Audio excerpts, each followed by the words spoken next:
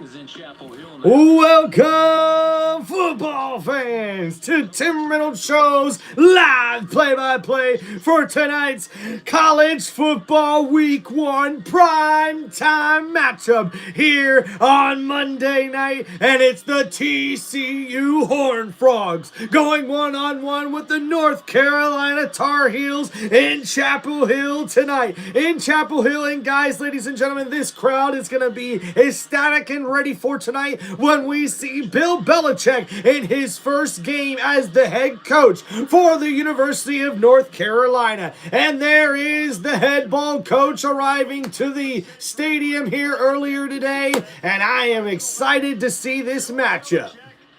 On his freshman opening day, head coach of the North Carolina Tar Heels leading his to take on TCU tonight. Belichick spoke with Holly Rowe not long ago. Coach, weird statistic. It is 34 years to the day that you debuted as an NFL head coach, and now you're making your debut as a college football coach. What's going on inside you right now? I hope it goes a lot better. All right, guys, thanks for hanging out here. Make sure the setup's good. So, hope it goes better than that. I know that you've got a great motto where you say practice execution becomes game reality. Thank you guys for hanging out here on Tim Reynolds Show. I'm getting everything set up. Make sure everything's working good here. Yeah. All right, guys, we're about to get kicked off here as TCU, Texas Christian University, takes on UNC, University of North Carolina. And coming into this game, we see the Tar Heels come in as a 3.5-point favorite. Oh, maybe TCU's the favorite? Matchup predictor on ESPN has TCU with a 58% chance of winning tonight. So let's get ready.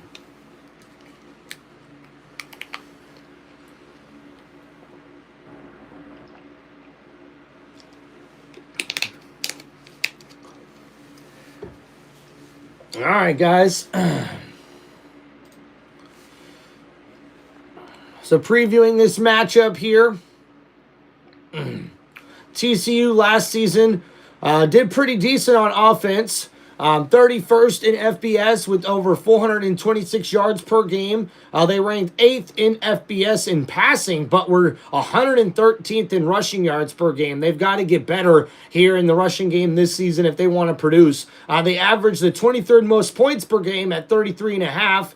Overall defense was 45th in FBS. They gave up the 23rd most passing yards allowed with 185.2 yards allowed per game. But they gave up over 160 yards on the ground per game, which was 83rd ranked, and then averaged 24.6 points allowed, which was also near the bottom at 62nd ranked in FBS. So UNC, they come in here with an offense that struggled last season, barely getting over 400 yards per game on offense, ranked 72nd with just over 224 yards passing per game. The rushing yards per game last year ranked at 182.3 yards per game, which was actually 38th in FBS, so that's not bad. Scoring, they averaged just over 30 points per game, but overall their defense ranked 72nd in FBS last year, giving up over 375 yards per game allowed, especially a lot passing and overall scoring at 80th and 89th, respectively there. Some guys to look out for here for TCU. In the passing game, watch out for quarterback Josh Hoover, who passed for almost 4,000 yards last season with 27 touchdowns and 11 interceptions with a completion percentage of 66.5. So watch out for Hoover here in this game for the TCU Horned Frogs. Looking over here at the University of North Carolina, they've got a new starting quarterback in Gio Lopez. He's got an 18 to TD to 5 interception ratio last year and a 66 completion percentage. He did only get 2,559 passing yards last year, so I wonder what he'll be able to do here this year in the North Carolina Tar Heels offense for Gio Lopez. His legs also can be a weapon. He's a quarterback that's a dual threat, so they'll have to look out for that in the TCU defense. All right, guys, so we're on commercial break, fixing to get ready for the kickoff here. Thank you guys for hanging out here on one of the most electrifying sports entertainment channels on YouTube today. It's Tim Reynolds Show. Now let's go. It's the TCU Horned Frogs going one-on-one with the North Carolina Tar Heels, baby. It's week 1 of the college football season, and it's time for prime time. All right, guys. Also, the rushing attack here, going over TCU's Jeremy Payne, is a guy to look out for. And then also Eric McAllister is a guy who had over 700 yards receiving last year on 39 catches with 5 TD receptions. So look out for those two guys in the running game for University of North Carolina. Watch out for Davon Goss. And also in the receiving game, look out for Kobe Paysour. And this guy right here could be those two guys can be weapons to look out for the Carolina Tar Heels. All right. So we'll get everything going in the chat here for the kickoff. Thank you guys for hanging out.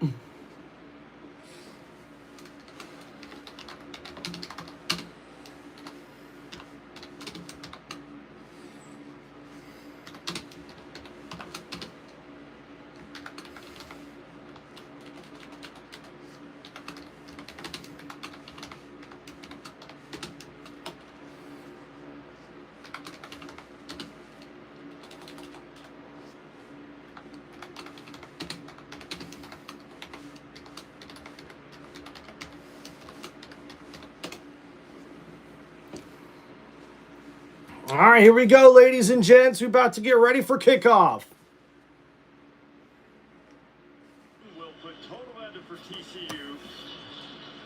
Chris Culliver, one of the deep men back. He was kicked off with Carolina last year, too. And the kick is underway. And the Tar Heels will take the opening kickoff here.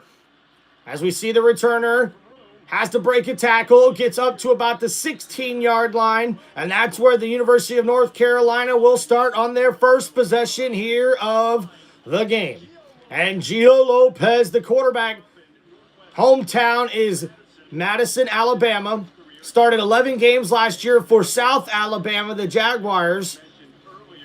And now he's the first left-handed QB to start for Bill Belichick. Interesting. So we'll see what we do with Lopez in terms All right, so last season with a 66% completion percentage, just averaged over 300 or 232 yards per game. All right, here we go, ladies and gentlemen. Under center, ball at the 17-yard line for the Carolina Tar Heels. Tight end in motion, they'll hand it off here. And a nice hole there for number 4, and he gets close to a 10-yard gain. It's a gain of 9, and second down and short for the Tar Heels.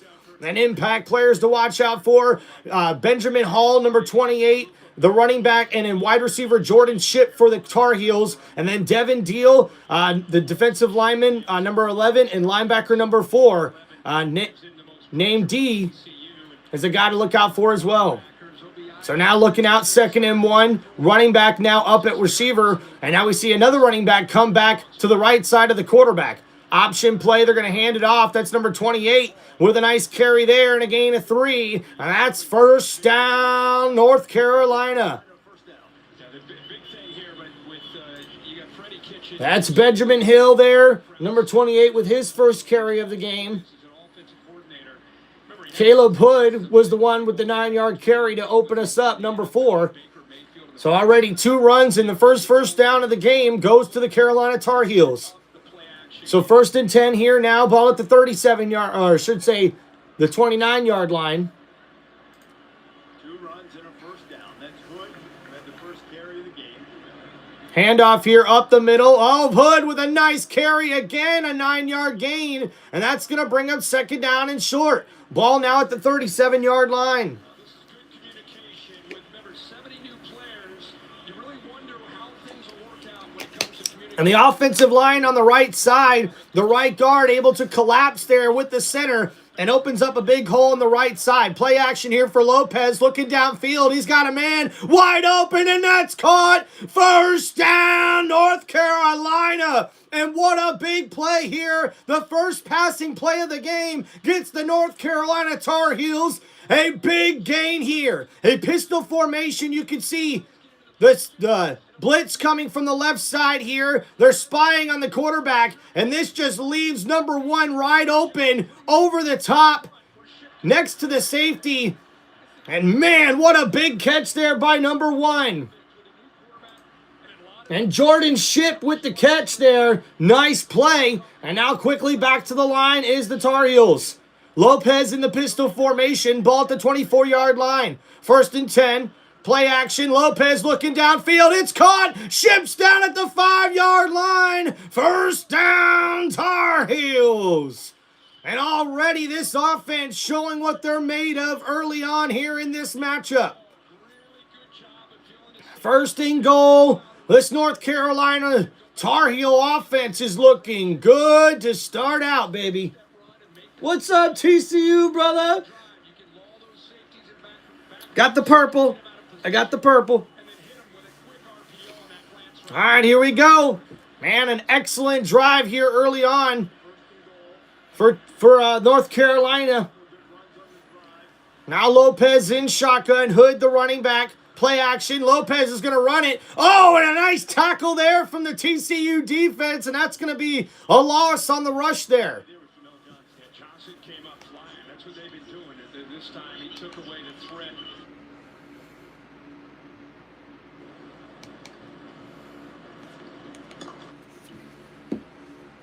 He almost looks like Tua in his uniform in a way. Being a lefty, he's got. So after that loss of 2 on the play, 2nd down and goal.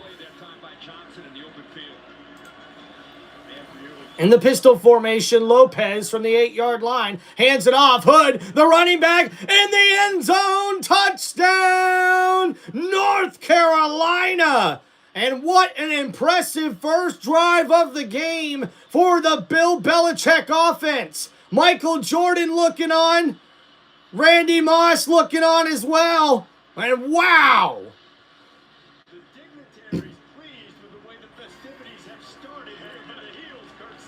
And what a start here for the North Carolina Tar Heels, marching all the way down the field on their opening drive for the touchdown.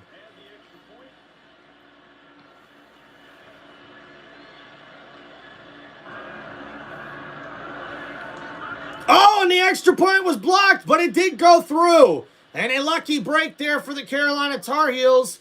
And that's a 7-0 lead.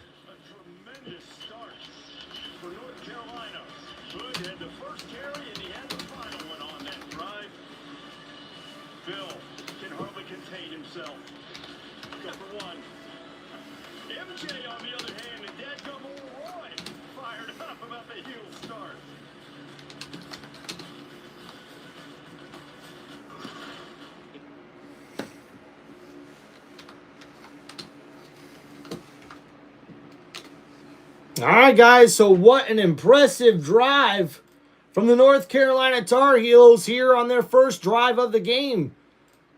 All right, guys, going over the stats here. 7 plays, 83 yards for the Carolina Tar Heels, and this all started with a 9-yard run by Caleb Hood, and then it ends with an 8-yard run by Caleb Hood, who's able to get into the end zone for the touchdown. Gino Lopez looked very good early on here. He completed a 39-yard pass and a 19-yard pass to get them inside the 5-yard line there to his number one target, Jordan Shipp. Number 1, the wide receiver, breaks loose, and now North Carolina's on the board here. Gino Lopez was 2 for 2 on that drive for 58 yards passing. Caleb Hood went 3 carries for 25 yards and the rushing touchdown. We also seen Benjamin Hall get a carry in this drive, and Jordan Shipp was the big wide receiver coming up with 2 big receptions, 2 of them for 58 yards in this game. Now the Tar Heels are up 7-0, and now we'll have to see how the TCU Horned Frogs are going to be able to respond here on their opening drive of this prime primetime Monday night matchup here in week 1 of the college football season. Man, Bill Belichick's offense looked methodical. Great set of plays there on that opening drive, but you know a lot of these teams have their opening drive scripted, so we'll have to see how well the TCU Horned Frogs are able to respond, not only on their first offensive drive, but when they come back for their next defensive drive as well. Thank you guys for hanging out here on the channel. Please don't forget, guys, to hit that like button and subscribe to the channel. Hey, what's going on, Coffee? Yeah, so I don't have any purple TCU gear or whatever, so I got North Carolina blue and then a little purple for TCU, you know, because I ain't got a jersey of either one of them, you know, so I didn't think I should just wear my Gator outfit. So hope you guys are doing well.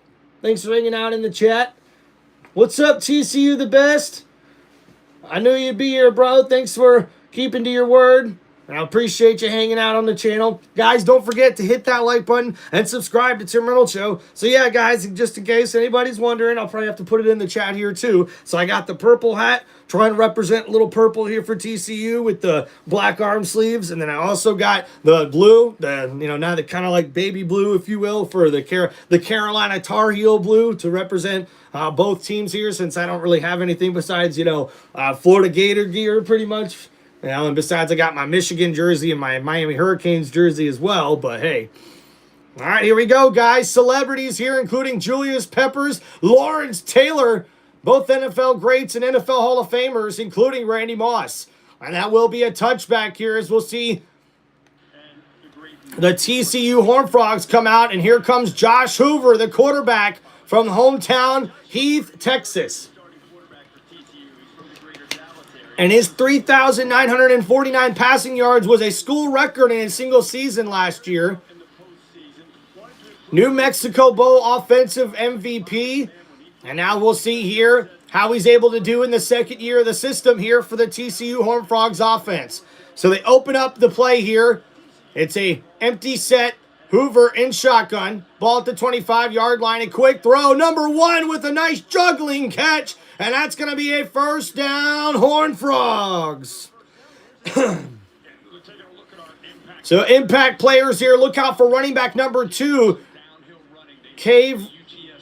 Kevorian Barnes, and the number 1 wide receiver, Eric McAllister, and then Deontay Robinson, defensive tackle number 6, and linebacker number 7, Kamori House. Guys to watch out for the North Carolina defense.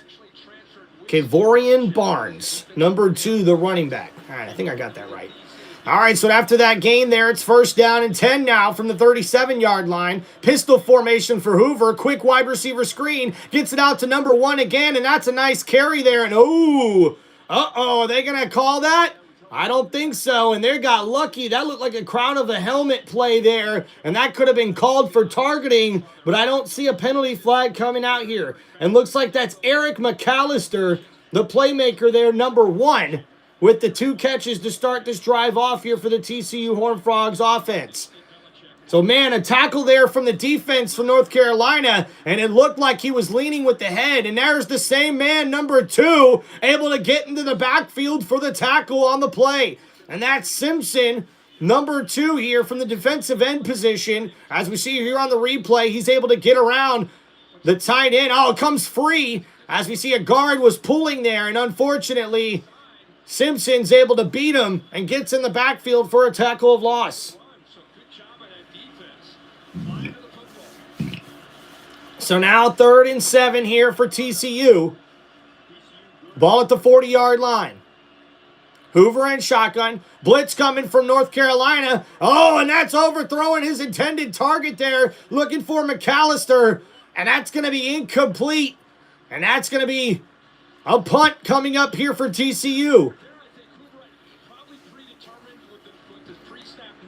And we see here pre-snap movement. The wide receiver coming from the right to the left. And now, oh man, Hoover had his tight end open right in front of him.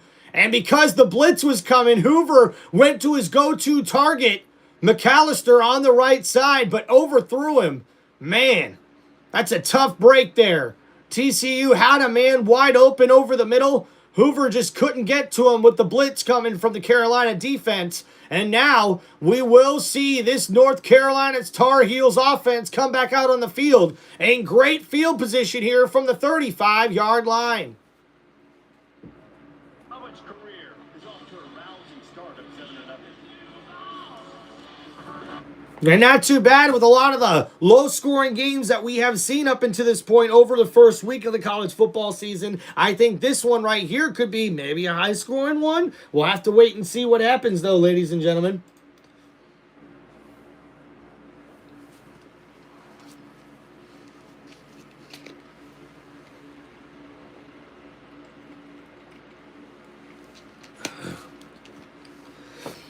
All right, guys, so going over the last drive here for the TCU Horned Frogs. So Hoover was 2 for 3 for 14 yards. Barnes, the running back number 2, only 1 carry for a yard. And Eric McAllister, 2 catches for 14 yards. And unfortunately, after getting a first down on their first play of the game, unfortunately, they kind of get stalled after that. And now they're forced to punt. And we'll see the North Carolina Tar Heels start their second possession of the game at the 35-yard line. So good field position coming up here for the Tar Heels. Bill Belichick looks like he's got that offense running like a pro-style offense already. I like the unique set of formations we've seen from Gino Lopez. I think Gio actually showing that he can not only be under center, but also from the pistol formation and the shotgun formation. He's already showing off his repertoire in this probably pro-style playbook that Bill Belichick has implemented here with his coaching staff and with these players. I'm telling you, man, this is interesting because I did not realize that Gio Lopez was a left-handed quarterback, and this is actually the first time Bill Belichick's ever had a left-handed quarterback, believe it or not. So that's going to be really interesting to see how this works, but hey, looking like it's working off pretty dang well already. As we see here, going over the guys to look out for here, see Jordan Shipp, number 1, the Tar Heel wide receiver here, has been incredible. And we'll see how he's able to do.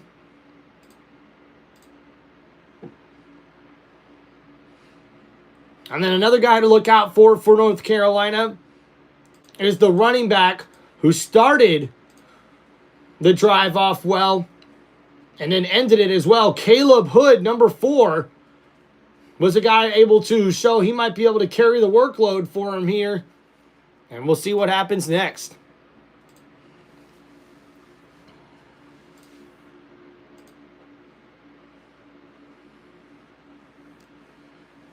Shout out, we got TCU the best in the chat. What's going on, man? Thank you guys for hanging out here on TimReynoldsShow. Please don't forget, guys, to hit that like button. And if you guys got any football questions, let me know. Don't forget to subscribe to the channel. And only 3 coaches have won a Super Bowl and a national championship, including Pete Carroll, Jimmy Johnson, and Barry Switzer.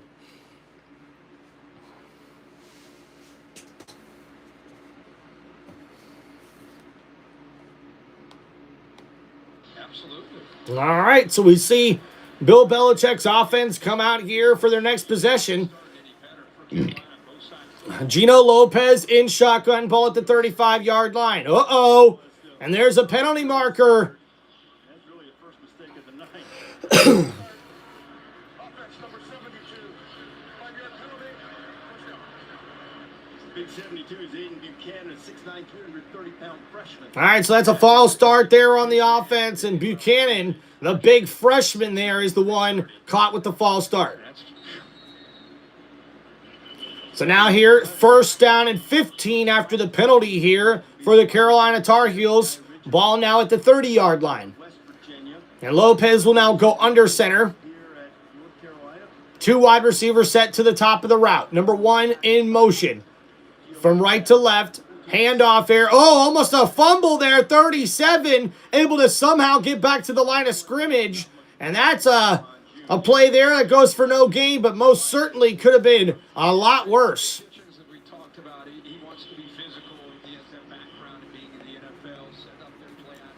Freddie Kitchens, the offensive coordinator there for the University of North Carolina Tar Heels.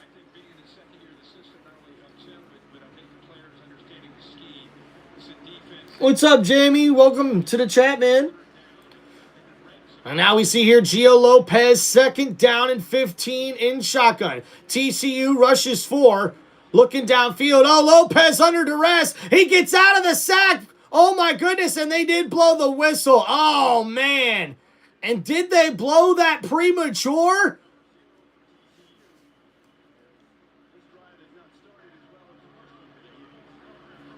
That looks like that is going to go down as a sack. I thought they may have blown the whistle premature there as we see the defensive end coming in on the inside, gets around the quarterback. Oh, and they blew. I don't know. I don't know about that one. But after now the recorded sack, that's now going to push the Tar Heels to 3rd and 23. Ball now at the 22-yard line. And now just a quick handoff up the middle, and the TCU Horned Frogs come up big. They're on defense, and what a way to respond if you're TCU. After that opening drive that went straight down the field, the defense for TCU comes up big, and now it's going to be 4th down, and this punt should definitely set up the Horned Frogs offense in great field position for their 2nd drive of the game.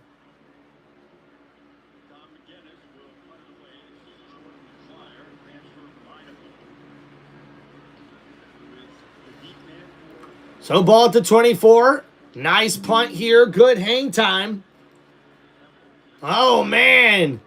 And that one's not going to be very far, though. Looks like it's going to be spotted right at about the 40, maybe the 41-yard line. So excellent field position coming up here for the TCU Horned Frogs on their 2nd offensive possession of the game. What are they going to be able to do here? I'll tell you what, they got to make sure they get it to their playmakers, because Hoover there on that last 3rd down before they had to punt had his tight end or maybe slot wide receiver coming from the left side of the formation. He came across the field and was wide open. Hoover had him, but unfortunately, with the linebacker coming in from the middle, he was trying to get rid of the ball before the blitz got to him. He went to his go-to wide receiver, and unfortunately, the pass was just too high.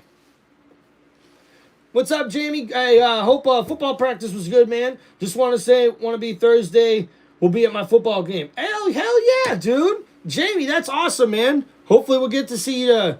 Hopefully we'll get to find out you did well at your football game, man. Dang. All right, how cool would it be just to play some football, man? To go back in high school and play some football. That'd be awesome.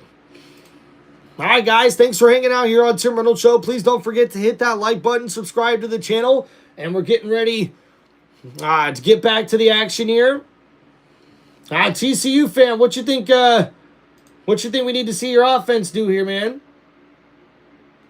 Yeah, Parker, he was wrapped up, but he wasn't like wrapped up where like the defensive end could like pick him up. Like he was wrapped up and he had one arm, almost like a stiff arm, into this guy's chest. But, you know, it must be because Gio Lopez is a little bit smaller of a guy. So when you see a big guy that's like, you know, 5 inches, you know, like that much taller than the quarterback is, and he wraps him up, I think the referees are like, okay, don't kill him, you know, or something like that. So that was just weird to me. That whistle was very, very weird.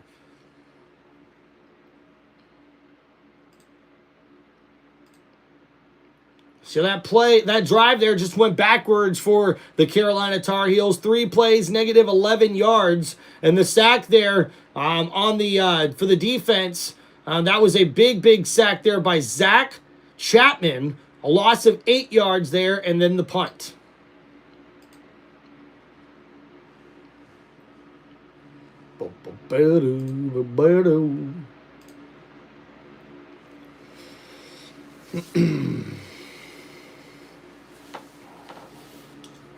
All right, cheers, guys. Woohoo! Thank you guys for hanging out on Tim Reynolds Show. Cheers to all y'all, man. Hell yeah. Let's go. Let's go.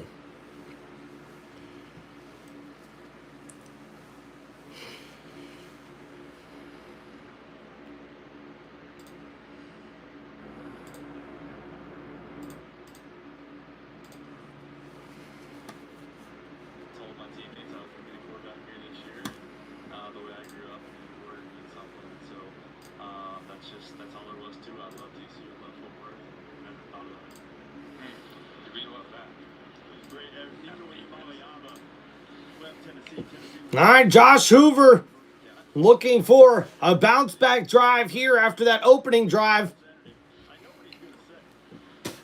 Yeah, that's what he said. You see it over 3,900 yards. You know, there's a stat right there, obviously, here. Excited to see what his son can do. But one of two returning quarterbacks from last year that threw for more than 25 touchdowns and over 3,900 passing yards. The other is... Doing all right, TCU. Not a bad Monday. Hope everybody's enjoying their Labor Day. And now here we go from the 42-yard line. Hoover, a quick throw out to the running back. And man, the North Carolina Tar Heels defense swarming to the ball. Two guys there in the backfield to make the tackle. Second down and long coming up for TCU. They brought the running back out of the backfield from the left side of Hoover. A quick throw. And man, the linebacker there, number 7, so quick to the ball. Already a second down throw. One-on-one. Oh, and just over the outstretched hands of number 7. And uh-oh, there's a penalty marker down. And this is going to be pass interference on the defense.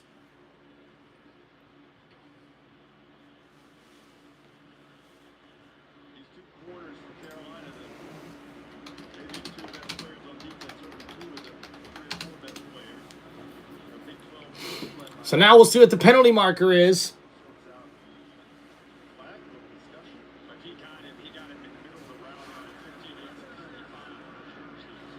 And it is pass interference on the defense.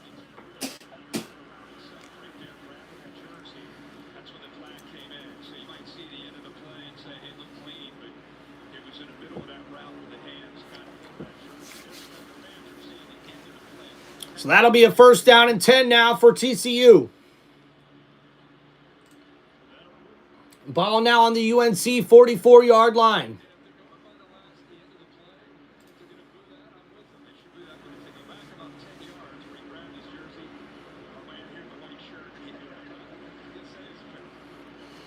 So now here, great field position in North Carolina territory. Hoover, nice little quick pass play there in the backfield to number 4. And he gets out of bounds there.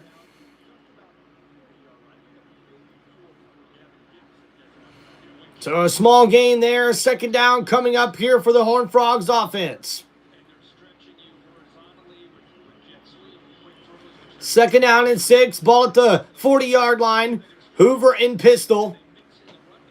And they're going high tempo here early on. Hoover looking to throw. No, he's going to hand it off. And number 2 breaks loose, almost gets enough for the first down. And he's going to be just a yard short. It's third down and 1.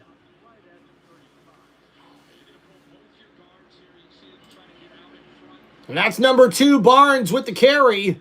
And a nice gain, third down and 1. Hoover with another quick throw out to Barnes, the running back. Oh, and he gets just enough there for the first down on that wide receiver screen. Ball now at the 33-yard line.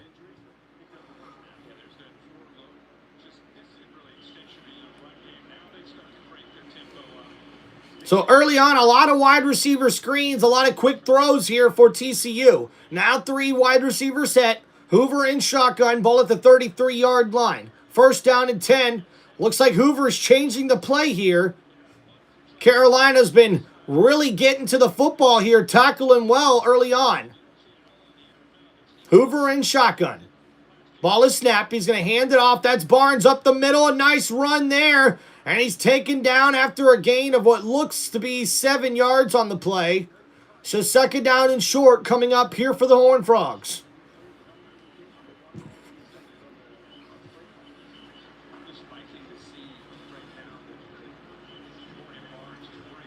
So now we see here 1 tight end, 3 wide receiver set.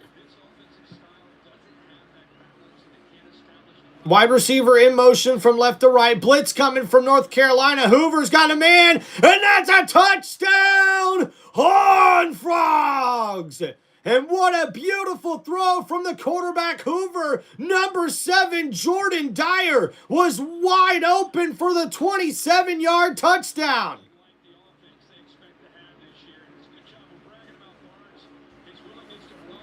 And we see here on the replay, Hoover seen he had a one-on-one matchup here, only one deep safety, and that safety was not going to get over there quick enough. And number 7 able to beat number 29, who is the man who committed the defensive pass interference penalty early on the drive.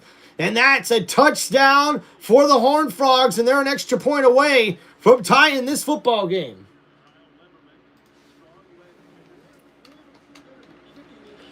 I mean, that was a beautiful throw there from Hoover. The safety was not going to get there.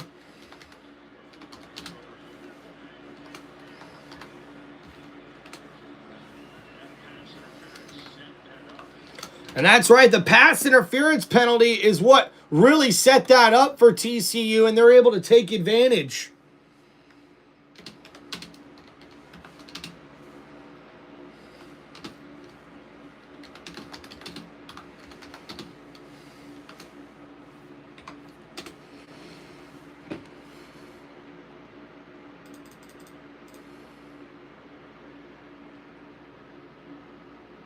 What's up, Tyler?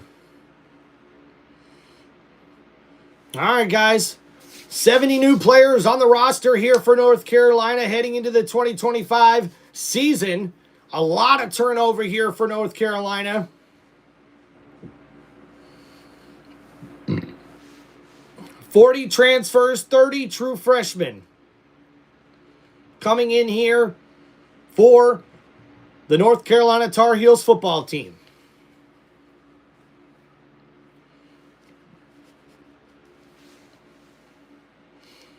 Talking strategy on the sideline, Bill Belichick trying to figure out what went wrong there on that last defensive possession. TCU now able to tie this ball game up at 7 with 4 minutes to go here in the first quarter. And we'll get a touchback here for the Tar Heels as they get ready for their 3rd possession of the game. And very interesting to see the coaching on the sideline here from Bill Belichick. Looking calm as ever, strategic. Very strategic in the way he talks to his coaching staff. And the roster breakdown is 38 returners with 70 newcomers, the most in the ACC. So a lot of roster turnover here. So here comes Gio Lopez. Back out there, the left-handed quarterback. And it's 1st down and 10 here for the North Carolina Tar Heels.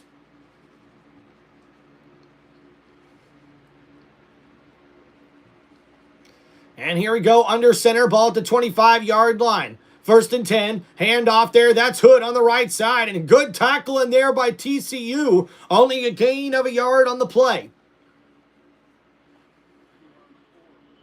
They moved Kelly back, who was the center on that opening drive. Right down the field. Freddie Kitchens now has called 11 plays in this game. 9 runs. So a nice run there on that play from Hood on the right side, but it's stuffed up. Only a gain of a yard. The TCU defense swarming to the ball. And now pistol formation, receiver in motion for Carolina. Handoff there. Hood met in the backfield, and that's going to be a loss on the play. And the TCU run defense came to play here tonight. Good job. They keep collapsing off the edge. As we see here on the left side, the defensive end able to collapse. Oh, man, and just shoves the left tackle right out of the way. Talk about a beautiful move there. And Hood, the running back, didn't stand a chance. Already had 2 defenders in front of him by the time he got the football in his mitts. So now a 3rd down and 10 here.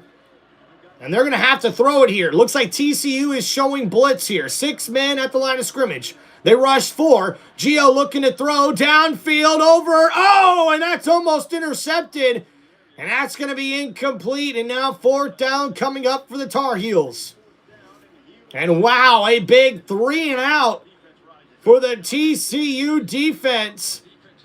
And wow, the defense now shutting down the Tar Heels on 2 straight drives. This one a 3 and out. And now TCU, after scoring on their last possession, will get the ball back here in what should be excellent field position once again.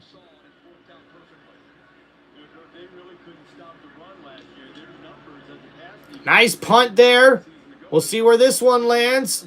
Woo! Little sketchy fair catch called there. Made at the 31-yard line. The All-State bus here in Chapel Hill helping us keep up with all. Thank you guys for hanging out here on Tim Reynolds Show. Please make sure you guys hit that like button and subscribe to the channel. And man, what an incredible week 1 of college football it has been. We'll have to talk more about it tomorrow, ladies and gentlemen. But wow, wow, wow. Incredible catches, not only by Daniels from the University of Miami, but I see one of my Florida Gators make an incredible Odell Beckham-like catch. That was sick. What's up, Alfonso? Alfredo Ruiz. What's up, man? Tyler, what's going on with you? TCU in the chat.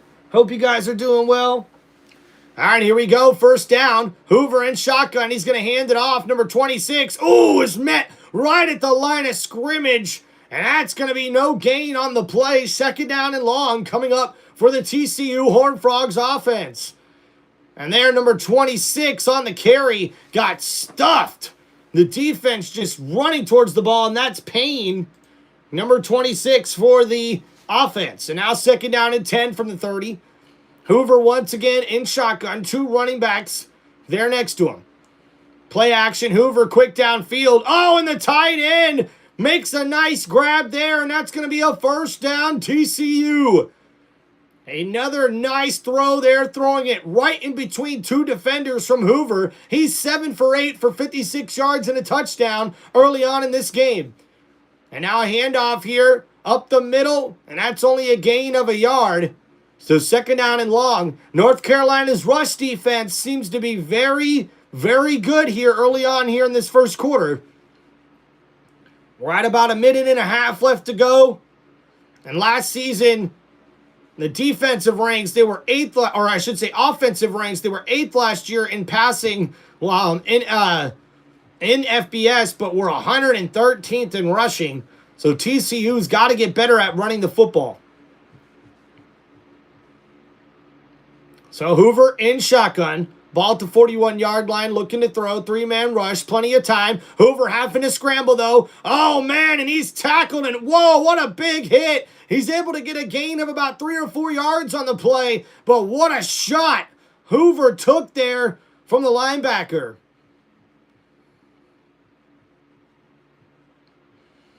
And now Hoover getting right back to the line of scrimmage here.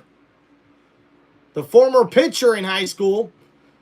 Now getting ready for third down and 6. Ball at the 44-yard line. He's in shotgun. Looks like he's changing the formation here. And North Carolina could be showing blitz here. And they are blitzing. Hoover gets rid of it quickly. Nice catch, number 14 with the grab. And that looks like it's going to be enough for a first down TCU. And Joseph Manjack with the catch.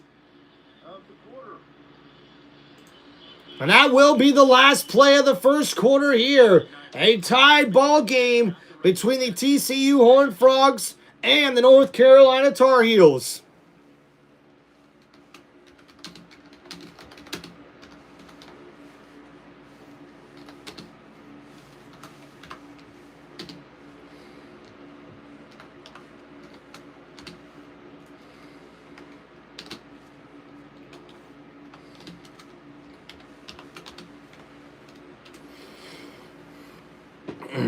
All right, thank you guys for hanging out here on Tim Reynolds Show. Please make sure you guys hit that like button and subscribe to the channel. All right, let's get a poll going here.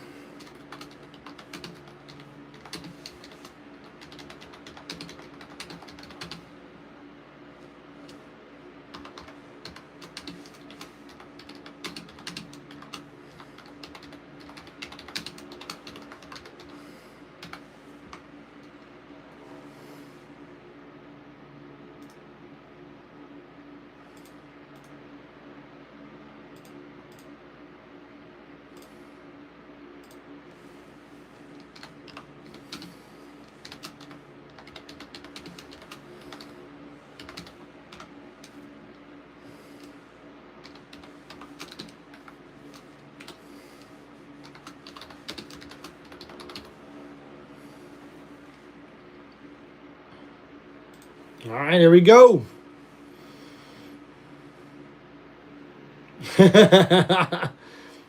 What's up, guys?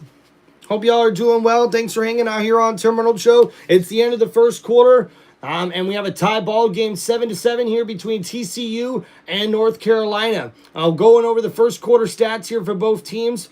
We'll go over the North Carolina Tar Heels. Gio Lopez, 2 for 3 for 58 yards passing thus far. Caleb Hood with 6 carries for 27 yards and a touchdown. And Jordan Shipp is the leading wide receiver with 2 catches for 58 yards. The last 2 drives for North Carolina has not gone very well. They've gone more backwards than they've had forwards. So we'll have to see how this offense sort of gets things together here for the North Carolina Tar Heels. Going over the TCU stats here after the first quarter. Josh Hoover, 8 for 9 for 62 yards passing with 1 passing touchdown. We also see Barnes, number 2, the running back, with 4 carries for 13 yards. TCU has not been able to run the football here in the first quarter. That has got to change if they want a chance to make sure they can balance out their offense heading into the second quarter. Jordan Dyer with the big catch there for 27 yards and the touchdown, and Eric McAllister with 2 catches for 14 yards as well. The tight end, DJ Rogers, also getting involved with 1 catch for 10 yards. All right, guys, so waiting to get back here.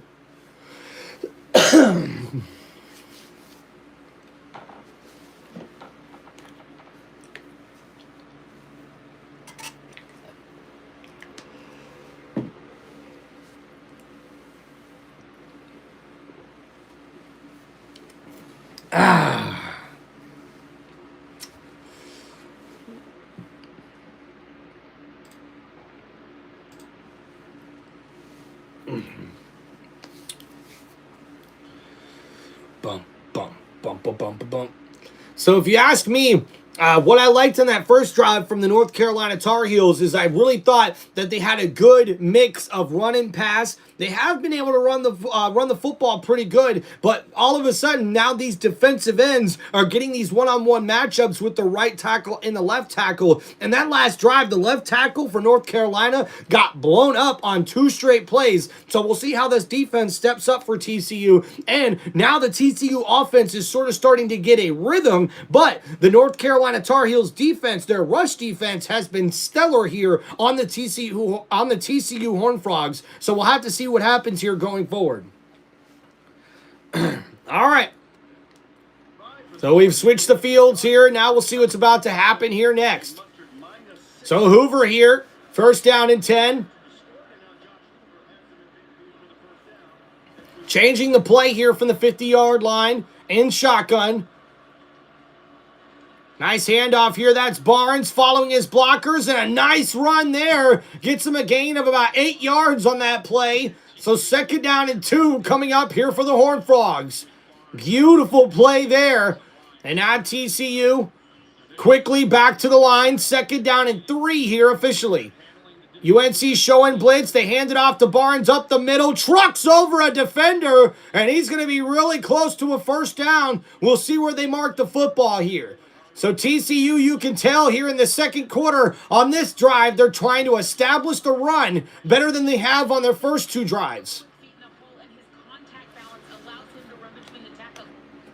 And now we see here, Kevion Barnes, the senior, looking to make a big impact here early on.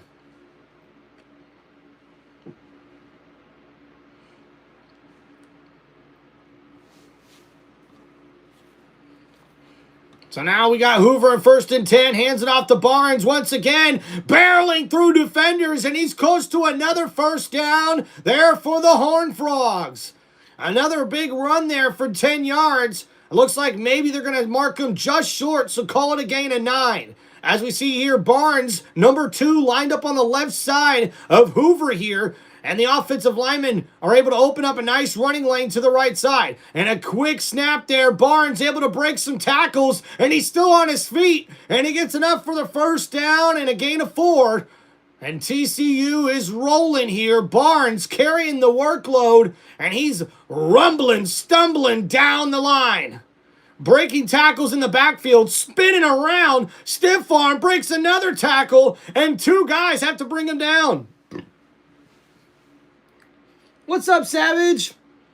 Welcome back, brother. And now here, Josh Hoover, blitz coming from North Carolina. Hoover's got a man wide open, and there's a catch from his tight end. First down, Rodgers. What a play. Hoover seen the blitz coming, and this time he found his tight end on that nice post route. The safety got there right as the ball did, so a nice catch there from the tight end, able to hang on to that football after the big hit. First down at the 13-yard line. 3 wide receivers set to the top of the route here, or the top of the formation. And now they're inside the red zone. Hoover in shotgun. Looking to throw here. 4-man rush from UNC. Uh-oh. And that one right there, incomplete. And Allen, number 29, wants a penalty marker. Uh-oh, and there's a flag there. And he could be getting his wish here. That looked like offensive pass interference. And we'll have to see what the call is. What's up, Savage?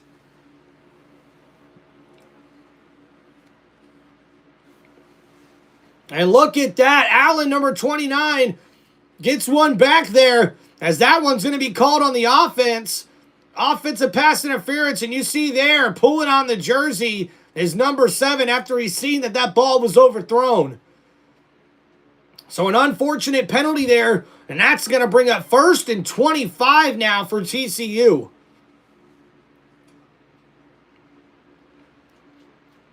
Sonny Dykes trying to figure out what to do here on 1st and 25 for his offense. Hoover looks like he's in the pistol formation. Barnes is the running back. Ball at the 28-yard line. Play action. Hoover looking downfield. That's caught. And number 7 makes the catch. And that gets the ball up to the 15-yard line. So look at number 7 redeeming himself after that offensive pass interference call on the play before. He's able to get in there. And Jordan Dyer makes a nice catch there. And now we see here Hoover, 2nd down, looking for another quick throw, and that's Dyer once again, and he gets out right about the 10-yard line. So a gain of 13 and then a gain of 5 there on that last catch, and run out of bounds for Jordan Dyer. So Hoover on a 3rd down and 7, trying to get TCU back into the end zone to take the lead here for the first time in this matchup. Just over 11 minutes to go here in the second quarter.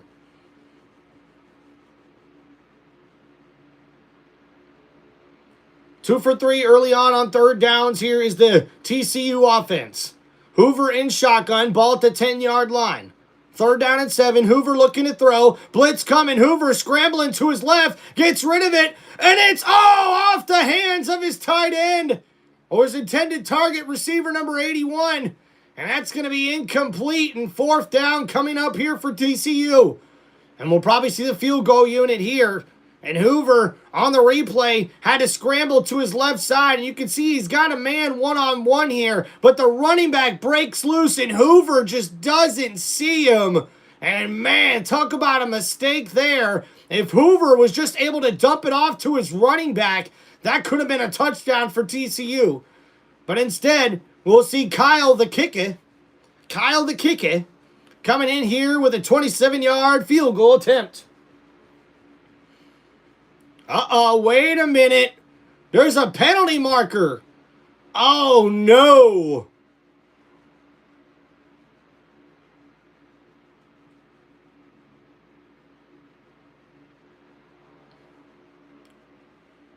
And that's going to be a false start on the kicking team. And that is not good for the Horned Frogs. So now they take a chip shot field goal and make it even tougher for the kicker here to have to get this one. Still, should be an easy kick here for TCU to take their first lead of the game. CM, what's up, brother?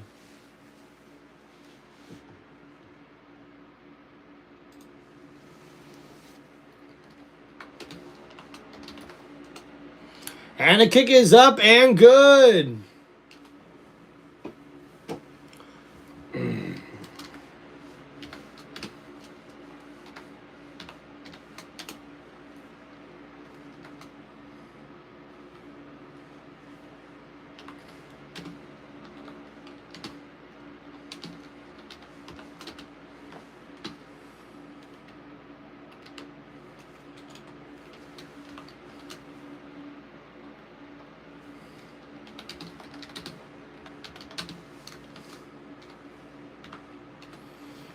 All right, guys, got the score updated.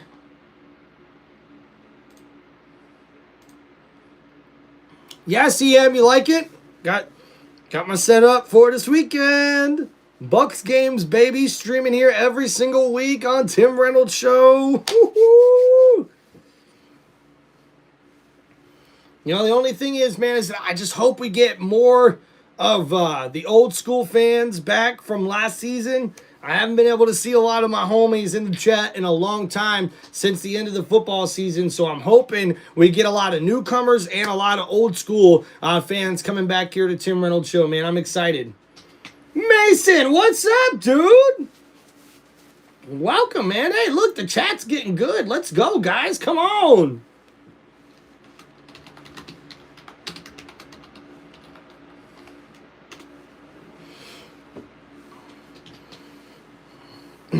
All right, cheers to you guys. Thanks for hanging out on Tim Reynolds Show.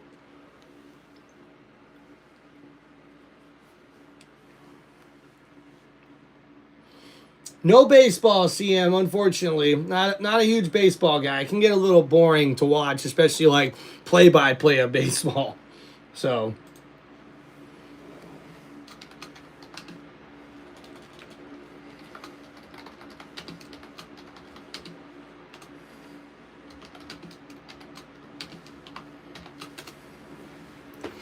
All right, guys, just waiting to get back from commercial breaks here for this next drive for the University of North Carolina as they trail 10-7 here in the second quarter.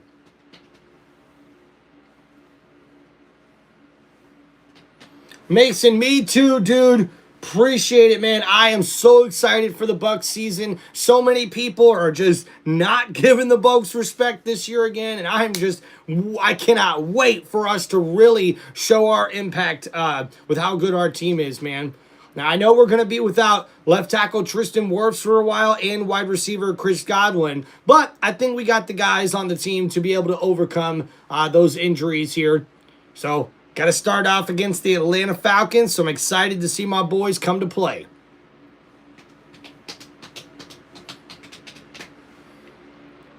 All right.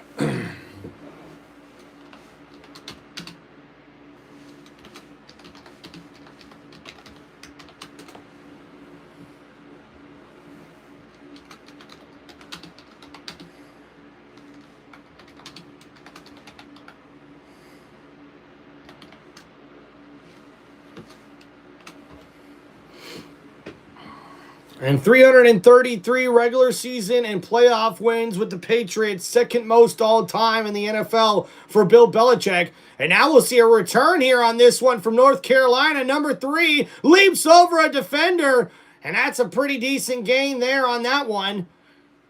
And the offense here has sputtered here for North Carolina, even though we did see some progress there on the first drive of the game, using the jumbo set with an extra offensive lineman and just kind of giving the defense or giving the offense the protection they need for the quarterback to throw the ball downfield.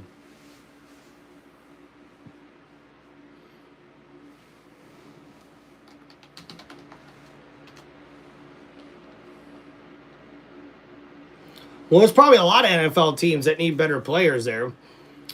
So here we go, guys. First down and 10 for the Carolina Tar Heels at the 22-yard line. Throw downfield from Gio. Oh! And just out the outreach hands of the wide receiver number 0. And, man, a beautiful throw there from Lopez. As we see here on the replay, 0 with a nice move there on the defender. And, man. Ooh. And the TCU defender had a hold of his jersey underneath his arm, and the refs didn't see it. And that's going to be second down and 10. So a tough break there for Carolina. Ball now at the 22-yard line. Lopez looking to throw. No, he's going to run it. Oh, man, and the pocket just collapsed on him there. And the protection just wasn't there for Lopez. And that's a sack there for the TCU defense. Seeing here on the replay, a 3-man rush and the nose tackle just bulldozes the center right into the quarterback. And that just blew that play up from the get-go. And the left tackle also got blown up into the quarterback. They just damn near sandwiched their own quarterback. And their defense, 16 tackles, 3 tackles for loss here early on in this matchup. And now 3rd down and long from the 19-yard line. Lopez, he's going to hand it off here. 28 looking for a room. And he's not able to get much there. A gain of 5. And that's going to bring up 4th down. And man, a tough go of it here for the Carolina offense. This defense, you keep contained, not fooled at all. Good job of using that sideline. No chance at all. That's 3 straight 3-and-outs for TCU. So 3 straight 3-and-outs for TCU, or for the TCU defense. And man, they've stepped up here since giving up that opening drive touchdown. And now a nice punt here. Fair catch called at about the 32-yard line. And that's where the TCU offense will take over here in the second quarter. Not too bad of a football game, guys. Not too bad. Not too bad. All right, so that last drive was another 3-and-out for the Tar Heels offense. And man, this could be a very bad sign for them. Parker said, Bill's definitely not letting Freddie Kitchens call plays on offense. Yeah, I don't know, man. Freddie Kitchens ain't a bad play caller. Man, people want to, rip him because of what happened in Cleveland. Like, was anybody going to win in Cleveland when he took over? Like, I don't think so. I don't think anybody was going to win when he did that. So,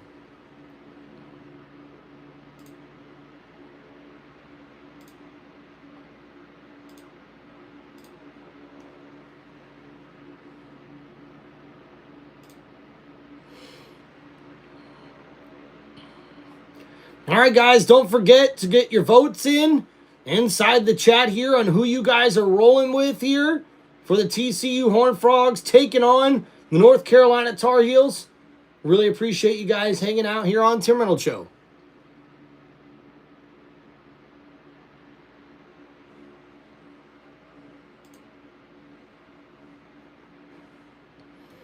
Hey guys, once again, just want to give a quick shout out to my chat and to all my followers and everybody hanging out here on Tim Reynolds Show. Hey, I appreciate all the support, guys. It's been really awesome here to kick off the football season. We got NFL coming up this week, guys. Woo! Cannot wait. We're going to be live Thursday night for Thursday Night Football, Friday night for the Friday game in Brazil with the Chiefs taking on the Chargers. And then, man, we got college football all day Saturday and Sunday. The Bucs play, man, and then we just take it all the way into Sunday Night Football and Monday Night Football to cap off the week.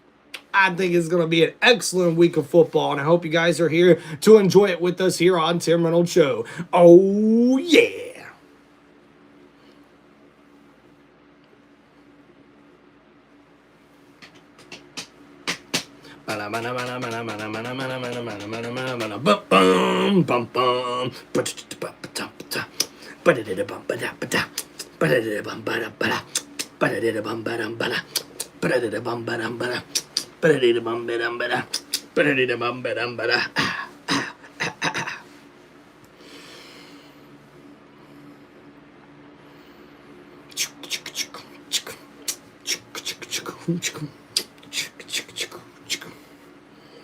I gotta keep it loosey-goosey.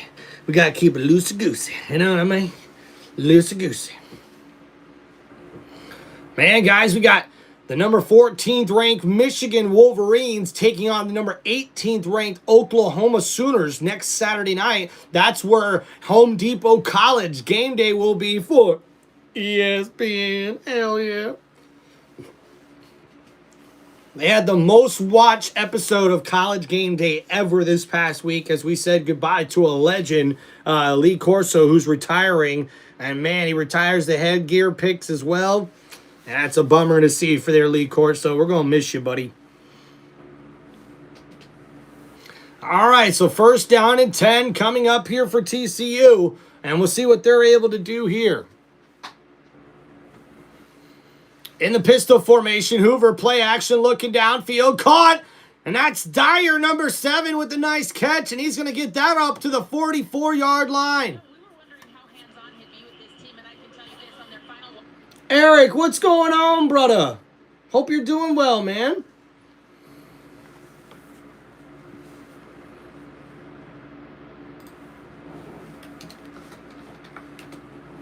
And now Hoover's on first down. Another throw. Oh, and right over the head of Payne. That ball came out fast, and Payne not able to get his hands up for the catch soon enough.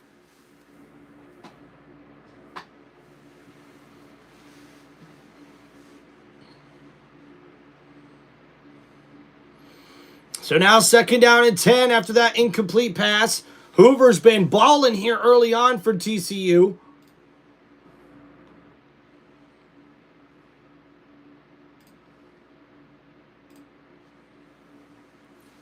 So here we go here in shotgun. Hoover from the 44-yard line, 2nd and 10. He's going to hand it off. Payne up the middle, tackled in the backfield, but he's able to fall forward for about a gain of a yard on that play. So not the running play that TCU would have wanted. They've been able to throw the ball pretty well, but just have not been able to get anything going in the rushing game. Simpson there, number 2, able to cross the line from the right defensive end spot, and that sets up 3rd down and long. Hoover looking to throw here. Good protection, scrambling around to his left, looking to throw downfield, and that's caught. Dyer with a nice grab, and that's going to be a big 1st down TCU. What a grab there from Dyer. Beautiful in and out route down to the sideline, keeping himself alive, and oh man, UNC's lucky they didn't get a penalty called on number 26 for pass interference, and that's going to be 1st down at the 34-yard line. Hoover hands it off to Payne up the middle. Payne tripped up, but still able to get a gain of 4 or 5 up to the 30-yard line. So what a big play there. Dyer able to make the grab, gets the foot down, holds on to it. Nice. And that was a gain of 21 yards on that play. And then Jeremy Payne with a gain of 3. And now here comes TCU from the 31. Hoover's in shotgun. Looking to throw. He hands it off, though. Payne up the middle. Following his blockers. Gets a gain of about 4 or 5. So that's going to bring up 3rd down and short.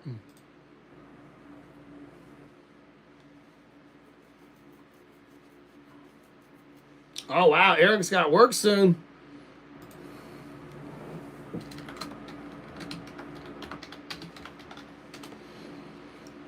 And now 3rd down and 2 coming up for TCU on this drive. Hoover's in shotgun. Ball at the 26-yard line. And a handoff here. Payne up the middle, and he's got enough for the 1st down. And that's going to make it all the way up to the 24-yard line.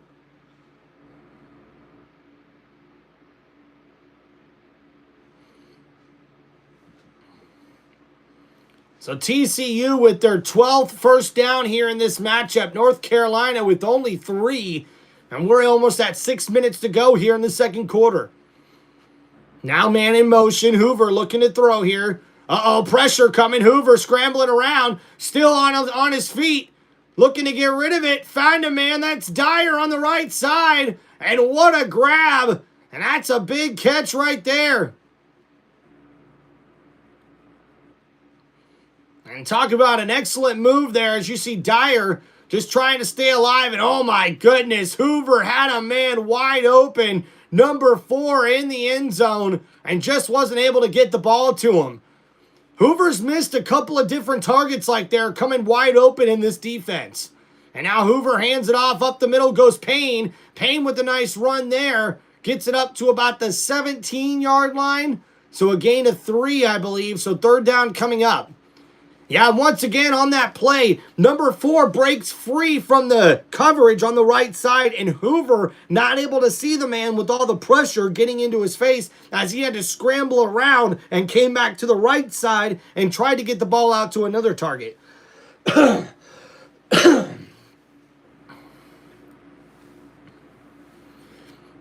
here we go, 4 for 6 on 3rd down tonight for TCU.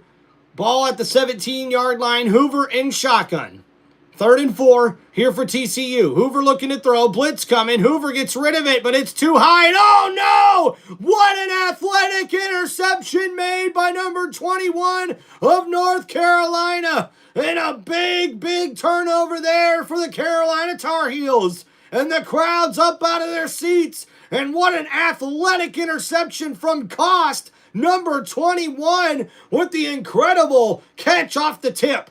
Blitz coming, and the throw was too high, and number 4, the wide receiver, tipped it, and the 21 defender made the grab. Wow! What a beautiful one-handed interception there for number 21. And that's an incredible turnover for the Tar Heels. And man, that's a bad turnover for TCU. They were in field goal range, and instead they'll end up with nothing on that turnover.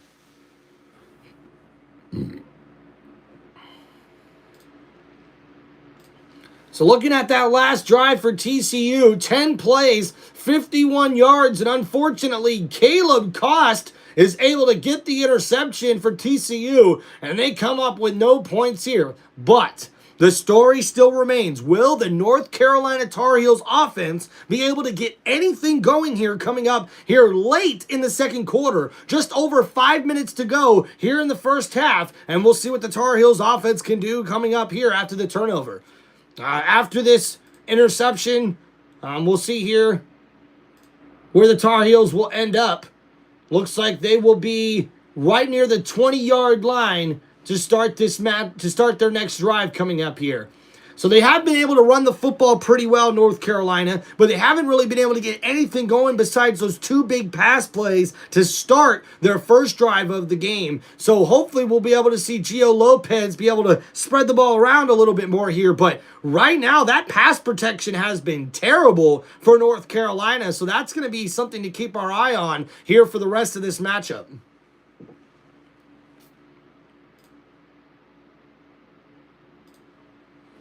Thank you guys for hanging out here on Tim Reynolds Show. Please make sure you guys hit that like button and subscribe to the channel. Don't forget to get your votes in as well, guys, on who you think's going to win this matchup.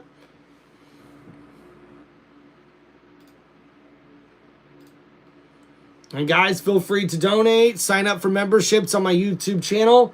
And guys, just if you got any football questions, let me know, man. Let me know in the chat.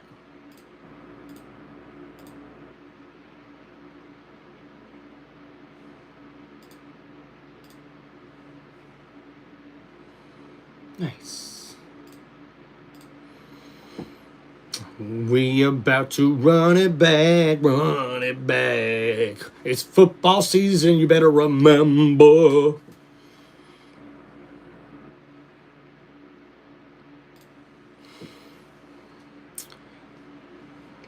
And guys, for the first time today, I got to play the new college football game. I'm addicted. I'm addicted. It looks so awesome. Val7, yo, what's up, man? Long time no see. I swear I was just talking to the chat about saying I hope we get some old school people back. Let's go. All right, guys, so Carolina takes over now at the 19-yard line. And now Gio Lopez under center. Another jumbo set here for the offensive line. They'll hand it off, and there's number 28. A nice carry there. Looks like a gain of 5 yards on that play. And very frustrated there, Hoover. By the TCU offensive line. 2 of them right there, a grab. You can see the left side as well. So he's excited about the interception. He's like, all right, we got the ball back. Yes. And then he's like, come on, man. Somebody, I need to talk to somebody. We kept our cameras on him, and we were at the break. We noticed he was frustrated. We went back, and Holly was all over it down there, noticing that he was... Yeah, Bill Belichick trying to point out that there was some terrible officiating there. 2 holding calls missed on the previous pass that was incomplete before the interception. So now 2nd down and 6 after the rush of 4 yards. Another handoff here to 28. And oh, man, a tough tackle there from the defensive back, number 19. And that's a tackle after a gain of only a yard. So now 3rd down and medium coming up here from the 25-yard line. The TCU Horned Frogs defense has been impressive. They're coming up and they are making tackles when necessary. They have not given up anything since that first drive of the ball game for North Carolina.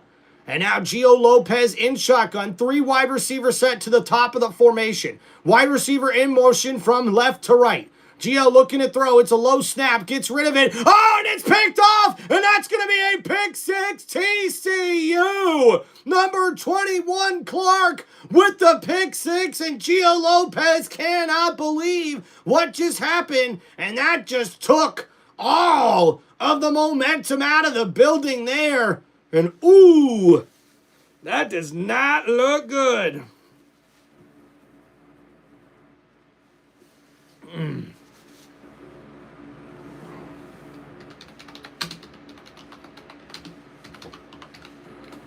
And there is a penalty flag on the play. I wonder what this is going to be. Probably for taunting. Unsportsmanlike conduct on the defense. 15-yard penalty will be forced on the kickoff. That's number 21's first unsportsmanlike foul of the game. Ooh, and 21 better watch out. That's his first unsportsmanlike. And that could get him kicked out of the game if they're able to get him hit with another one. But a captain there on the defense. What an incredible play made there. And now TCU takes a big lead here.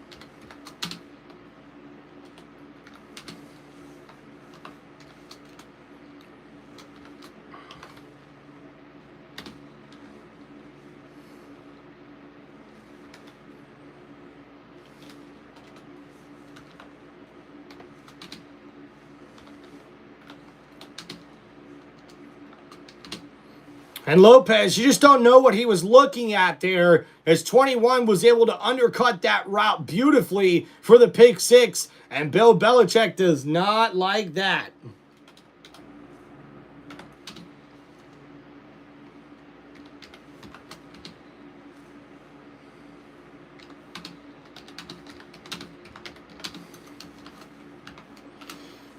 All right, guys, getting the chat score up to date here for everybody. Don't forget, everybody, to get your points in, or your votes in, I should say. I appreciate you guys hanging out here on Tim Reynolds Show.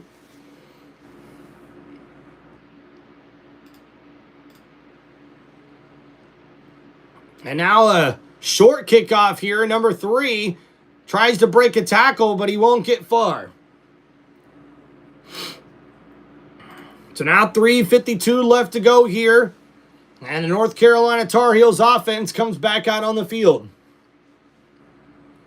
4 tackles for loss, an interception, and 20 tackles here for the defense tonight for TCU, who has showed up here big in this primetime matchup. A 17-7 lead here with 3:52 left to go in the second quarter. Lopez here under center. Ball at the 35-yard line.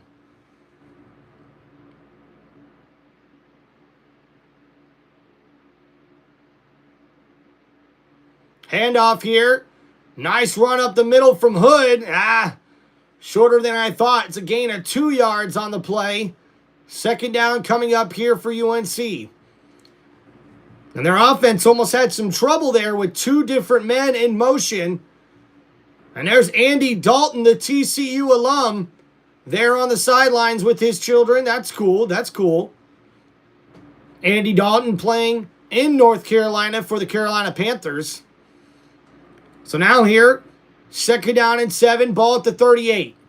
Lopez in shotgun. He's going to hand it off. Number 28's got a hole on the left side, and he's got the first down and some more. And the Tar Heels get their first big play in quite a while, and number 28's got enough for the first down. A beautiful run there on the left side, following his blockers in Benjamin Hall with the nice run there.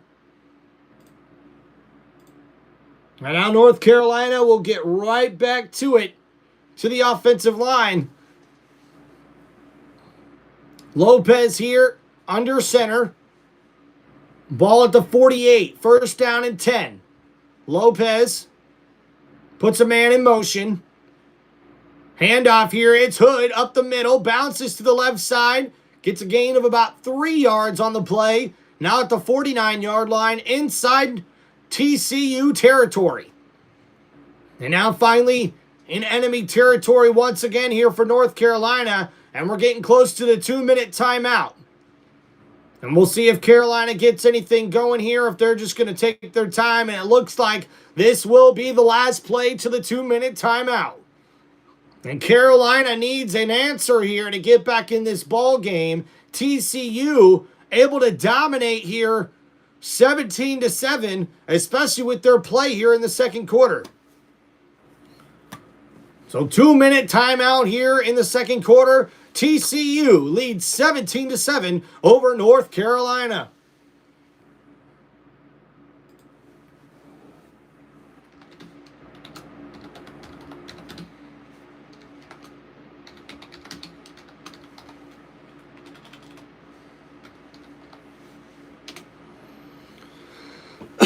Thank you guys for hanging out here on Tim Reynolds Show. Please make sure you guys hit that like button and subscribe to the channel. If you guys have any football questions, please let me know in the chat.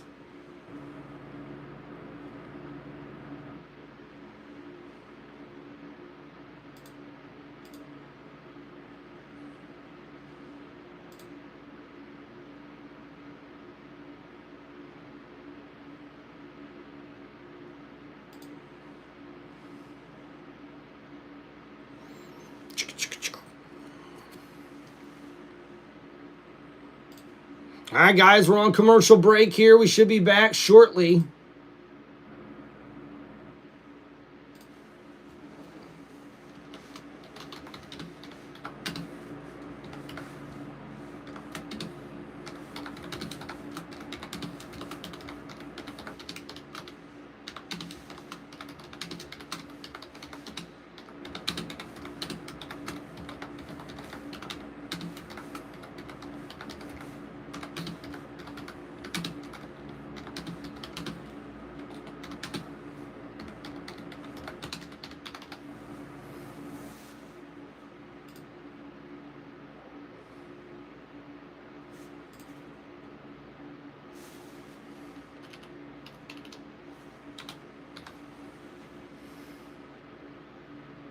What's the inverse of that, you know?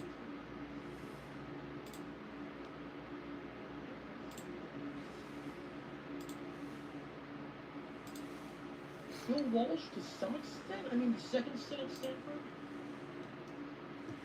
Actually, was good first.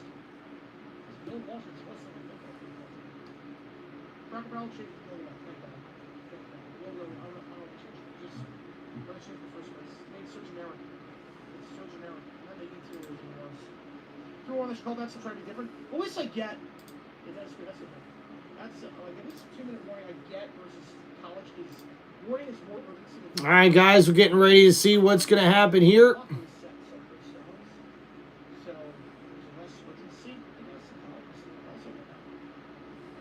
How's it going, Tim? You're slow down last one. I hope you're doing well. Appreciate you, man. Appreciate you, man. Yeah. Sometimes in a lot of people do this game. There's a lot of competition. Oh no, the Halo video is coming out. The Halo video. Shout out. That's always cool. All right, guys, waiting to get back here after the 2-minute timeout. We'll see the first half highlights here coming up at halftime and look ahead. Guys, waiting to get back here after the 2-minute time. Make sure I mute that. And also look ahead to game day at Michigan versus Oklahoma.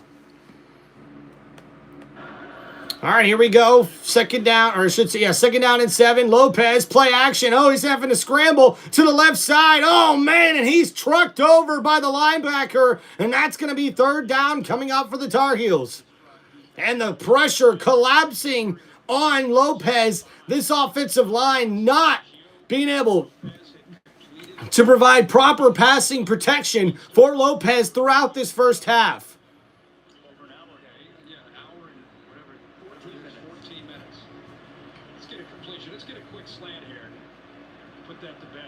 just 0 for 3, though. They've only thrown it 3 times since that opening drive. They have not. So now we see here Lopez, 3rd down and 3. Changing the play up here. Blitz coming. Oh, bad snap. Lopez able to pick it up. Downfield's got a man. Oh! And man, he's looking for a flag, but he's not going to get one. And that's incomplete. Intended for Ship, the wide receiver. And number 1, guarding number 1 there on the right side. It was one-on-one coverage. And Lopez went for it. And man, good coverage there. No flag. As we see here, a terrible snap. Lopez having to pick it up off the bounce and just try to get it to his target. And now it's going to bring up 4th down and 3. Now the Tar Heels, I wonder if they're going to go for it here. Nope, and it looks like they will punt from the 46. Oh no, a March punt, and the kicker somehow gets it off. Talk about a lucky break there for North Carolina. Wow.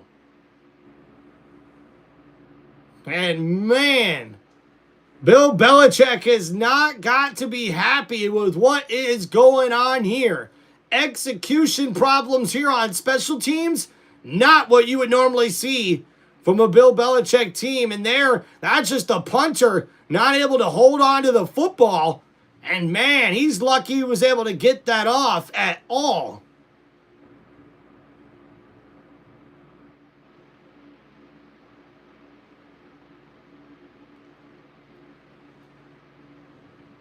Bill Belichick a little worried about what he's seeing here, but now with 53 seconds to go and 3 timeouts, I wonder what we're going to see from the TCU Horned Frogs offense. So now we see here, pistol formation, Hoover looking to throw, quick out to his tight end, number 0 with the catch, and he's out of bounds, DJ Rogers. Yeah, DJ Rogers with a nice gain there of 6 yards on that play.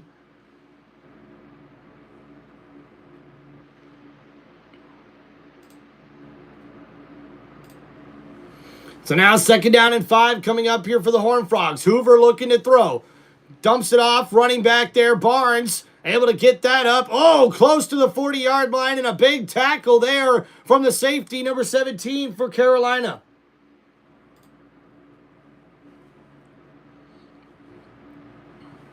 So Hoover, 14 for 17 since he started, 2 for 3 tonight for 130 yards and 1 TD and 1 interception, completing passes to 7 different receivers. So now here at TCU in the shotgun, Hoover looking to throw. 4-man rush. Nope, he's going to pan it off. Barnes tackled in the backfield, and that's going to be a loss of a yard. And now the clock is ticking. I wonder if they'll take a timeout here. And it looks like TCU calling a timeout. Their first timeout of the half, and we'll see what happens here coming up next for the TCU offense in this 2-minute drill as they're trying to get some more points here before the end of the half. They lead 17-7 here at halftime.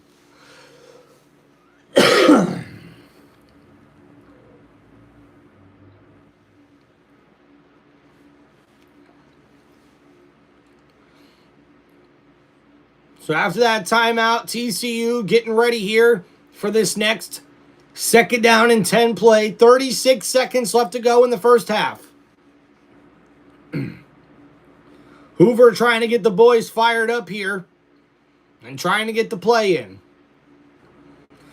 Ball at the 38-yard line.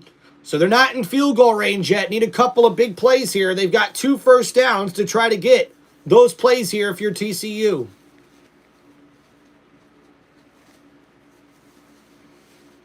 All right, here we go. Hoover in shotgun, looking to throw. Quick pass out to Dyer. Dyer stays on his feet, and he's able to get the first down and get out of bounds at the 49-yard line. A nice catch and run there. Hoover able to deliver that pass with Dyer able to stay on his feet. And number 7 has got a first down TCU. So 31 seconds to go. The clock will start running once they set the ball. Hoover in shotgun, and looks like it won't. Actually, it looks like the clock does stop when you get out of bounds within 2 minutes. So now Hoover changing the play here at the line of scrimmage. In shotgun, looking to throw. Handoff here, no play action over the middle. He's got a man wide open, number 14 with the catch. And a nice gain there and a first down TCU. And Manjack there with the catch and the run all the way up to the 33-yard line. And now Hoover, play action, looking for a man, dumps it off to his running back, Barnes on the outside, and he gets out at the 27-yard line. And Joseph Manjack with the 18-yard reception in there. Barnes with another 7-yard grab gets even closer up to the UNC 26-yard line. So a nice 2-minute drill here coming up for TCU. And Hoover has had an excellent first half here. We'll go over the halftime stats here for you guys shortly. So now Hoover in shotgun, looking to throw here. Quick completion over the middle. His tight end makes the grab, and they're going to call a timeout here. 1 timeout remaining, 9 seconds to go here for TCU. And you can tell Bill Belichick is perturbed at the way this 2-minute defense is playing here for TCU. And now with 9 seconds to go, we'll see if the Horned Frogs have got one more play left in them before they try to take a field goal attempt here. And man, talk about a turn of events. TCU saw the North Carolina Tar Heels go all the way down the opening drive of the game for a touchdown. And then since then, the TCU defense has took over with the offense scoring a touchdown and the defense scoring a touchdown as well. So now Hoover comes back out on the field. And the play discrepancy, 40 plays for TCU, only 24 for North Carolina, who's got only 103 total yards of offense, where TCU has 247 total yards of offense. So now we'll see Hoover here with his last opportunity to get the ball in the end zone with 10 seconds remaining at halftime. Ball at the 15, ball at the 16-yard line. In shotgun is Hoover. Carolina rushes 4. Hoover looking for a man one-on-one. And, oh, man. And that was a dangerous throw there. And that's incomplete. 6 seconds to go. And we're going to see the field goal unit coming out here.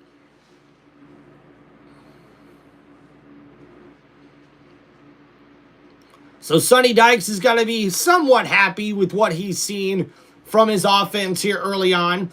But one thing's for certain, TCU could have a way bigger lead right now if it wasn't for some key mistakes, not only on this 2-minute drill, but on their last possession, throwing that interception almost inside the red zone cost them more points here. So a 33-yard attempt here. The kick is up, and the kick is good. So another field goal here for the TCU Horned Frogs, and they're going to take a 20-7 lead here at halftime.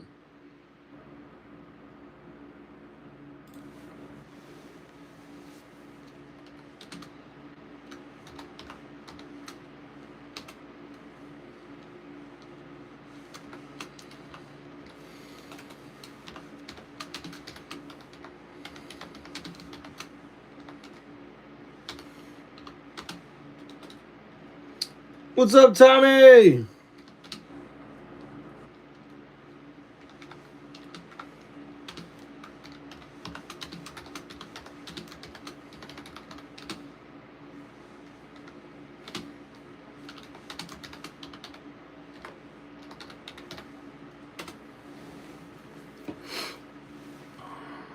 All right, guys, so not too bad. Pretty decent first half here. We'll go over the halftime stats for everybody. Looking at the box score here, Gio Lopez, 2 for 6, only 58 yards passing. Then he got all those yards on the first drive of the game. He's also thrown an interception. Caleb Hood with 8 carries for 23 yards and a touchdown. Benjamin Hall, 5 carries for 23 yards here in this matchup. Jordan Shipp, 2 catches for 58 yards here for the receiving core of North Carolina. For TCU, who has the lead 20-7, we see Josh Hoover has gone 20 for 25 for 193 yards, 1 touchdown, and 1 interception. Barnes, the running back, is the leading rusher with 9 carries for 36 yards. Jeremy Payne has also added 6 carries for 15 yards. Only 54 total yards rushing here for TCU, so they've got to improve on that. But Carolina themselves only with 45 total rushing yards as a team for the Tar Heels offense. Jordan Dyer is the leading receiver with 7 catches for number 7 for 92 yards and a touchdown. He caught that big 27-yard reception for the touchdown grab. DJ Rogers, the tight end, has 4 catches for 39 yards as well.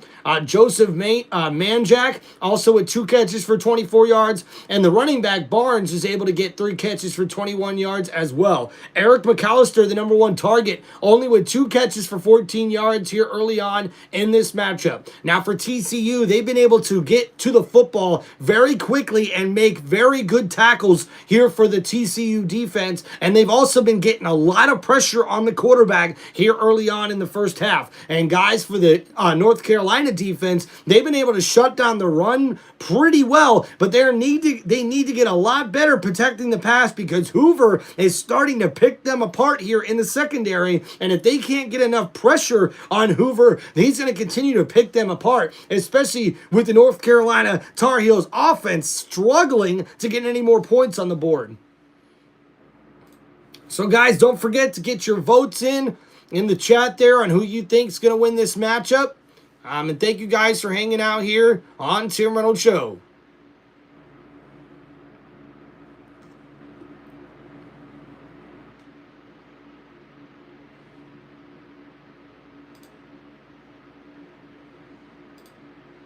Dun dun dun dun dun dun dun dun dun dun dun. Cheers to you guys. Hope you're doing well. Halftime.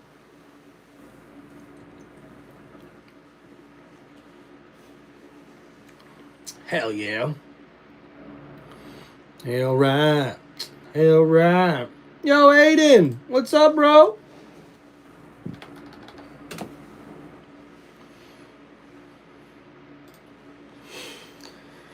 Woo, and here comes the halftime report. Thank you guys for hanging out here on the Tim Reynolds Show. Please don't forget, guys, to hit that like button and subscribe to the channel. We knew this was going to get all the attention. We knew that Belichick was going to All right, guys, so not bad of a first half here. We'll see how the adjustments will be made here at halftime, and you've got to imagine we will see a lot of adjustments here for both teams. Right now, TCU, their win probability is at an 88.8% here at halftime. We'll see how well this changes. UNC is going to have to look to get something going on offense, man. They have just been very, very dull since that first drive.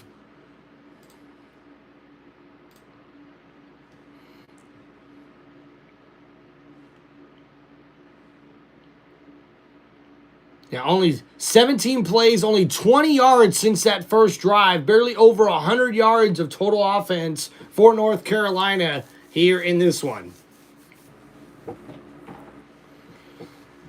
So thank you guys for hanging out here on Tim Reynolds Show. Please don't forget, guys, to hit that like button and subscribe to the channel. And Josh Hoover, man, has been getting some balls thrown down the field.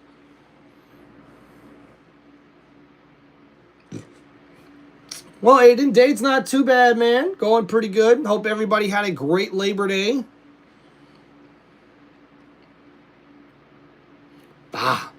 Man, beautiful pass there in the corner of the end zone to Dyer, number 7 from Hoover. And that's what got him on the board first in the game. And then, man, the pick 6 from number 21, the defensive captain, makes a beautiful play on the ball.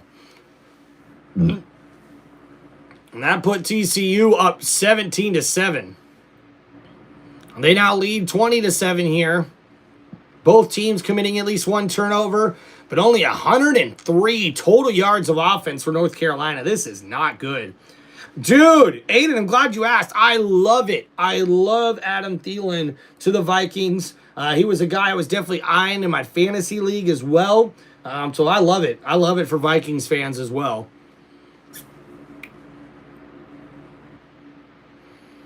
If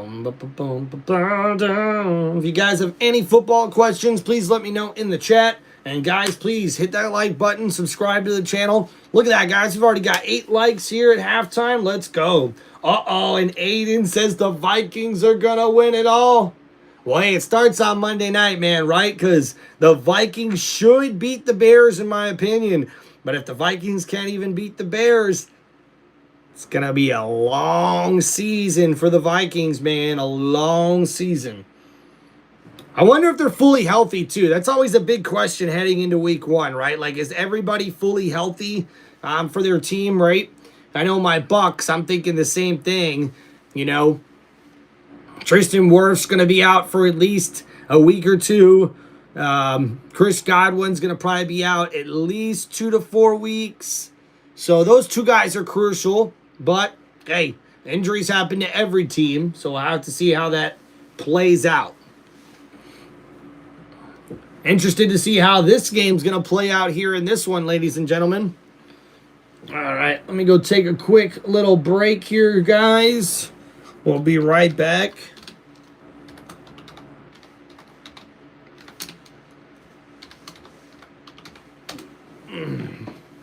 Thank you guys for hanging out on TimReynolds Show. We'll be right back.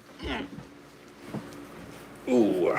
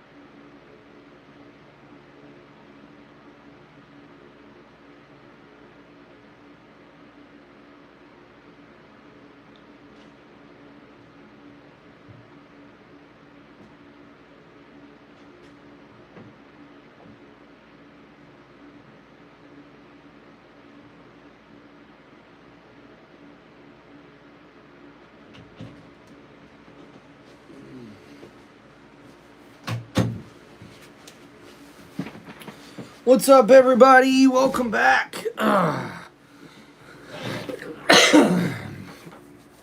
Yeah, man, Jordan Addison being out for 3 weeks is a big deal for that Vikings offense, that's for sure.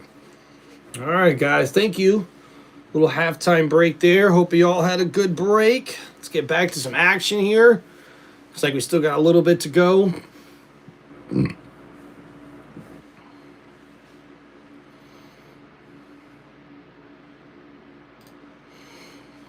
Man, beautiful stadium there in Chapel Hill for North Carolina and the Tar Heels.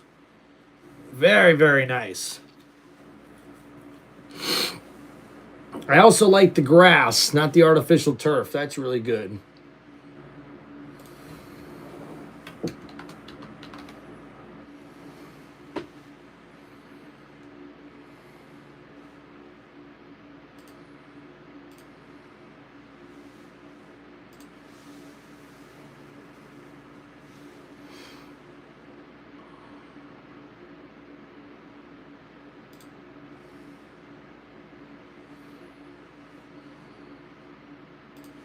Welcome back, TCU.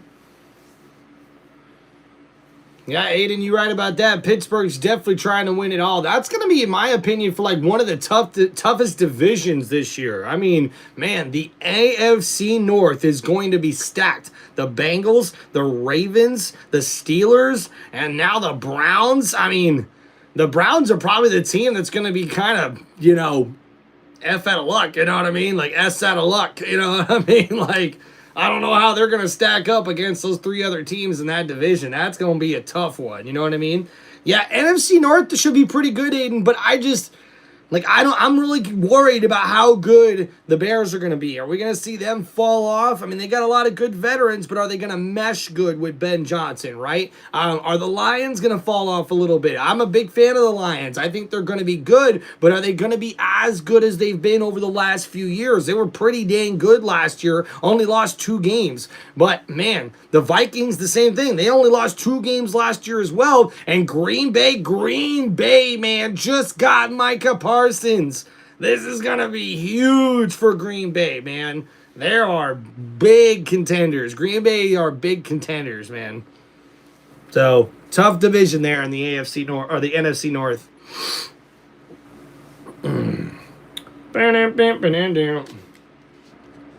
Yeah, you can't tell? What? Is there any... Do I need to show you more? I need to show you more reasons? Man, it's everywhere, dog. It's everywhere.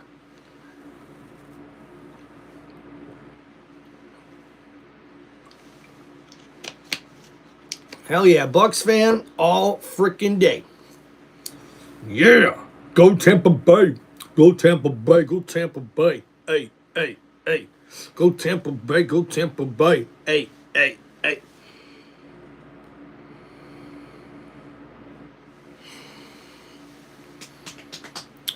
Bam, bam, bam, bam, bam, bam, bam, bam, boom.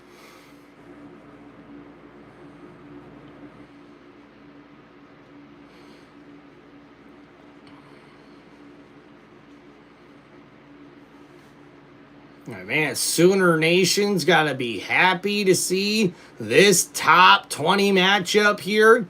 Top 25 matchup between the University of Michigan and the Oklahoma Sooners. Woohoo! Big 2-way matchup. Aiden, welcome to the chat, man. Big Minnesota Vikings fan. Hey, Vikings going to be a good team to watch this year. That's for sure. That is for sure.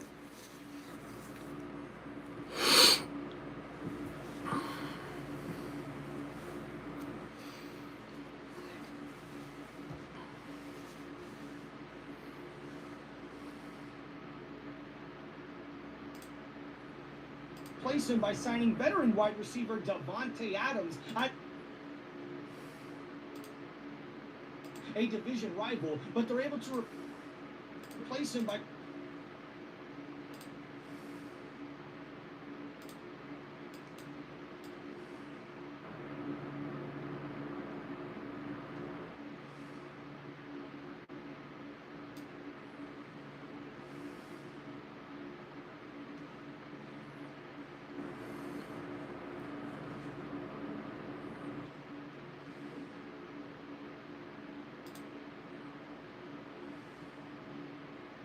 Matthew Stafford is dealing with, is that's been the talk of heading into this year, and hopefully quarterback Matthew's going to have to get this running game improved heading into this year, and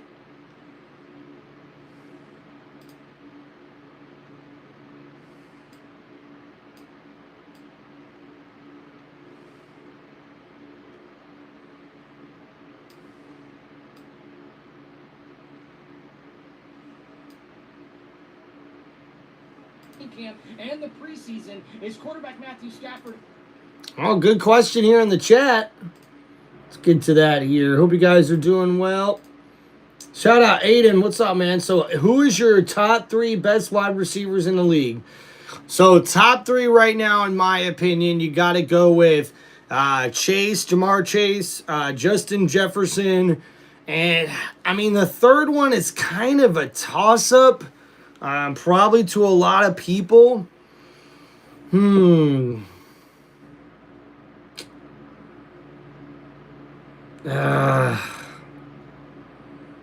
tough to say. I know those are the top 2 in my opinion, but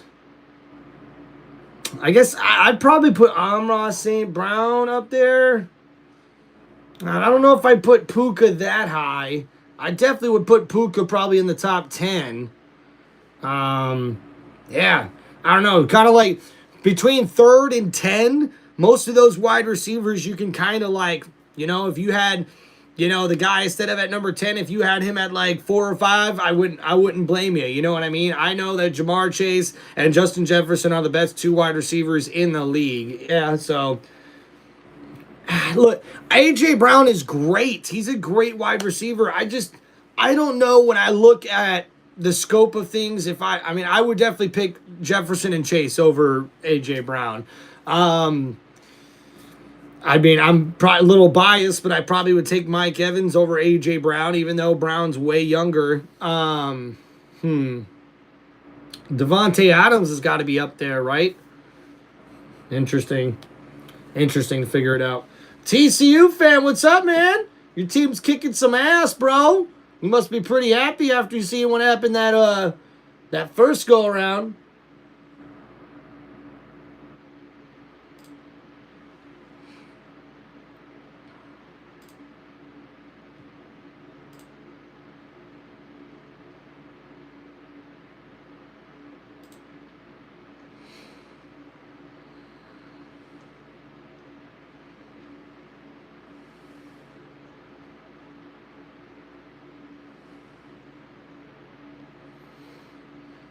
Yeah, so actually in fantasy, they got CeeDee Lamb as the 3rd best wide receiver in the league. Now, Puka as a top 5 guy, Amon-Ra St. Brown. Yeah, I mean, honestly, like, looking at these guys here, dude, like, yeah, I mean, I guess you could put Puka probably in the top 5. Wow, just a lot of young wide receivers in the league right now, man. Looking at some of the top wide receivers, like, Devontae Adams is like the 15th ranked fantasy wide receivers, you know. Yeah, TCU looking confident here. That's for sure, TCU fan. Yeah, so I probably would say after Justin Jefferson and Chase, I would say Amon-Ra St. Brown at 3. I probably would do A.J. Brown after that at 4. Puka Nacua at 5. And then they got Malik Neighbors and CeeDee Lamb. I probably would put CeeDee Lamb at 6, but I'm not putting Malik Neighbors up that high. Like, Neighbors is not that good of a receiver yet, in my opinion. He's a great receiver, but he's got to put up numbers first to get there. You know what I mean? So now we see here a nice spreading around of the football here from the TCU offense. And we'll see them come out here in the second half, I believe. And TCU fan confident, and it does look like that. And the Horned Frogs will get things started here in the second half. Hoover now in the pistol will hand it off. Number 2 with the carry, and he's got room to run. Running downfield past the 50, past the 40, to the 30, to the 20, to the 15, to the 10. Touchdown TCU! And wow!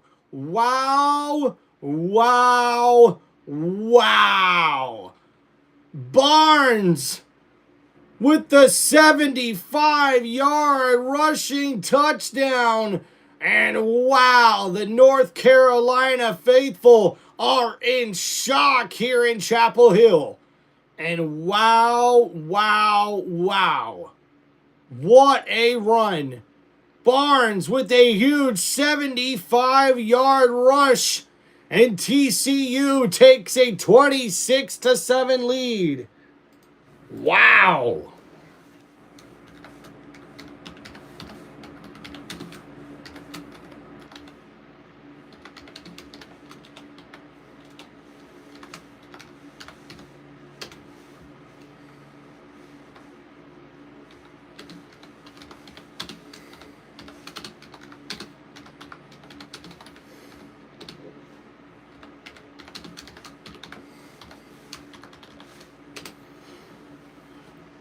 Unbelievable, man. We see here on the replay both the pulling right guard, both the pulling offensive linemen got their blocks perfectly. And wow, straight down the field goes Barnes, number 2. A beautiful run and a big touchdown.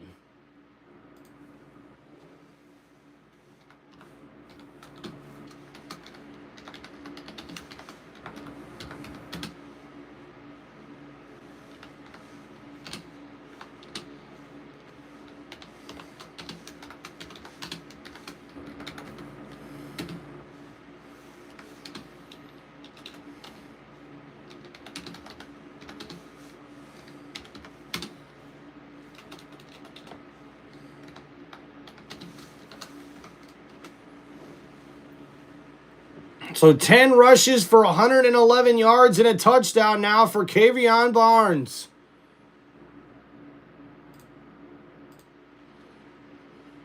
Holy shiznit, ladies and gentlemen. All right, so we'll go over that last drive there. After this return, a nice return here. Number 3 finds some room, gets up past the 25, maybe to the 27-yard line, and that's where Carolina will start their next possession. So, yeah, one play, 75 yards there on that one. And now we see Kavion Barnes, number 2, with 10 carries for 111 yards, 1 touchdown on that 75-yard touchdown run. And TCU now leads 27-7 here in the third quarter. Damn. Talk about a beatdown.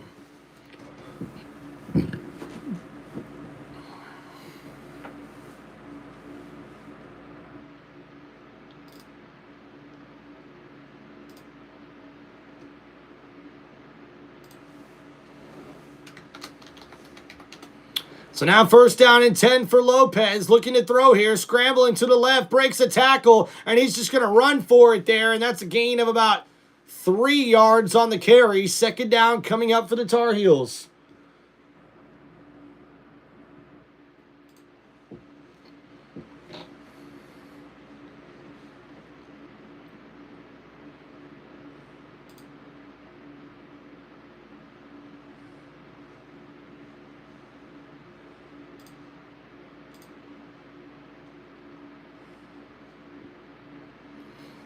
So now here we go, second down and 7. Lopez, he's going to keep it, a run up the middle here and a quick tackle.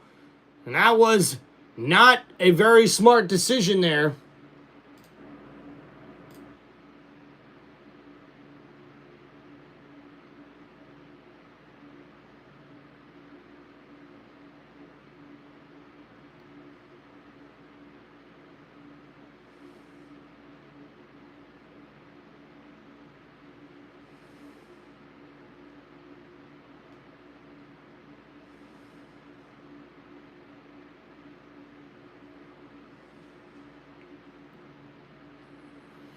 All right, so here we go. A big third down coming up for North Carolina.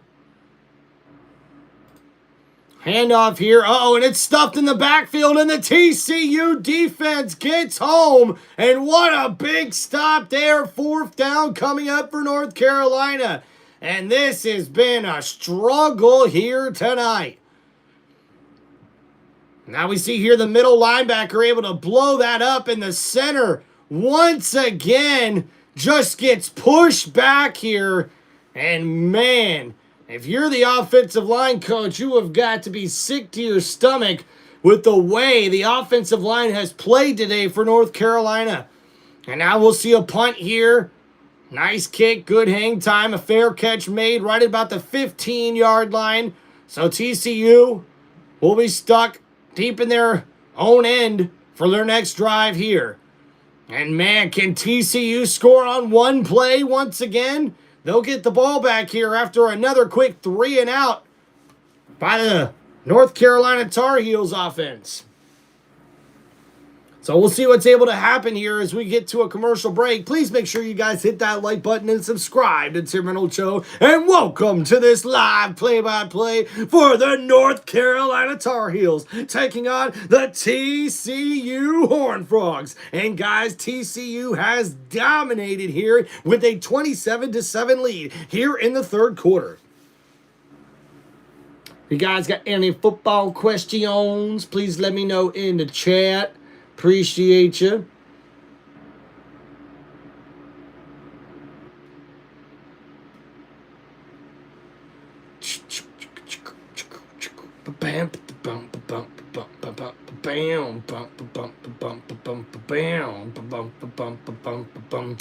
Yeah, yo, yeah, yo.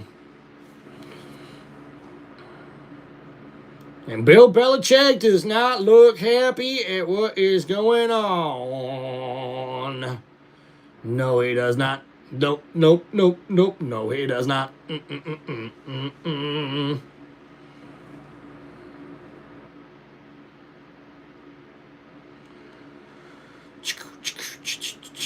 the vibes were electric when the Miami Hurricanes last night on a big challenge in the Notre Dame Fighting Irish, and they got a big victory down there in Miami. Talk about a big win. My Florida Gators also got a big win over Long Island in their first matchup. Bump.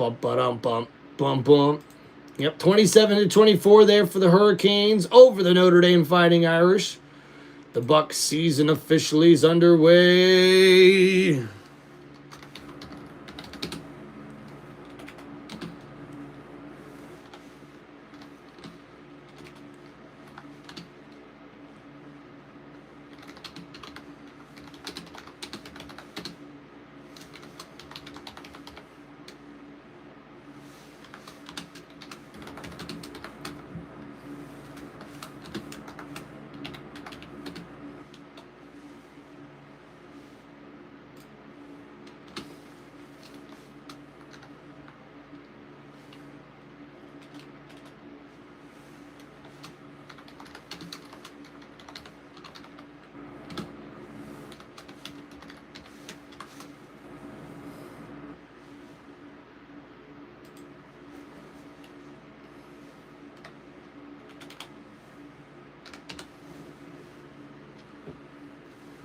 And Lawrence Taylor played under Bill Belichick for 9 seasons with the New York Giants when they won all of those Super Bowls.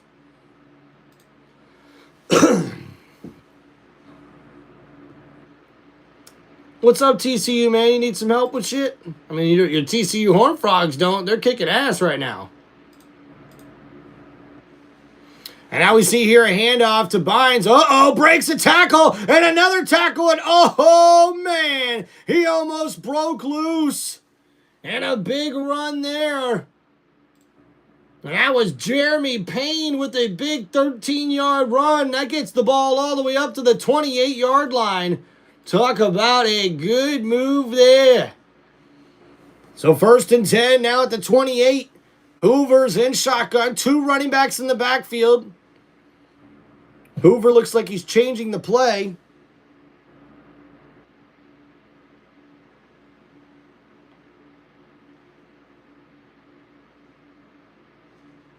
Uh-oh. It looks like a loss of yardage there for Payne on that carry. So 2nd down and long coming up.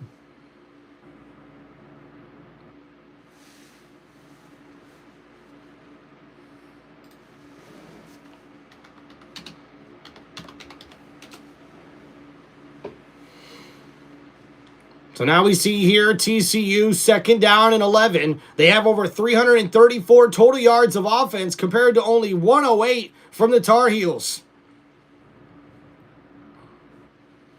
So Hoover now in shotgun by himself. Ball at the 27-yard line after that loss of a yard.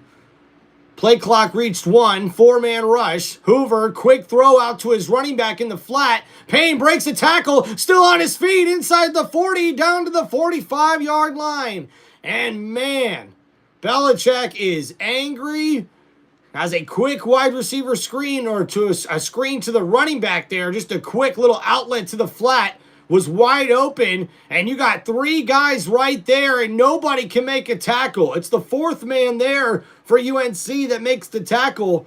Oh, and looks like TCU, a quick throw there, brings up 2nd down. So what's going to happen here now?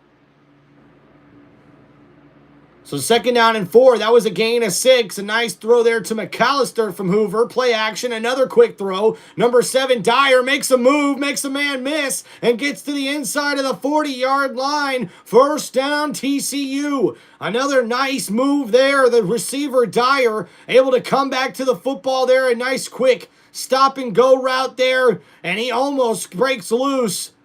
Ball now at the 39-yard line. Hoover in shotgun, play action, quick throw. Oh, off the hands of number 14. And that's going to be incomplete. And Hoover knows he probably could have put that ball in a better spot for his receiver to make the catch. But instead, it's going to bring up 2nd down, and Jack's going to look for another chance on another down.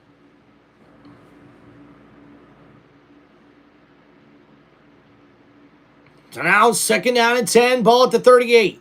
Hoover is in pistol formation. Payne is the running back. He takes the handoff to the right side. Great blocking. Oh, and he finds a hole inside the 20 down at the 17-yard line. But there is a penalty marker on the play, and this one could be coming back for holding. Great blocking from the offensive line, but now I guess we see why. And that is going to be holding on the offense for TCU. And that takes away that big rushing down there from Payne, the running back. And that's going to back up the TCU offense and push them out of field goal range, I believe.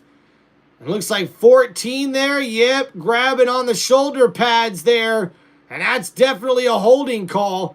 And man, the guy who couldn't come up with the reception on the last possession on this one ends up being the culprit for the holding call. So now 2nd down and 20 coming up here for TCU. Ball at the 48-yard line. Pistol formation. Hoover looking to throw. 4-man rush from North Carolina. Hoover having to get rid of it and just throws it away. So 3rd down and 20 coming up here. The Carolina defense sent somebody really late for a 5-man pass rush, and Hoover had to go ahead and get rid of that football quicker than he wanted to. So now 3rd down and 20 coming up here for TCU. And we'll see what they dial up here. Hoover's in shotgun. Number 6, the running back, to his right.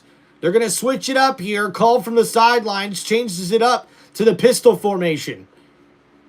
Looking to throw.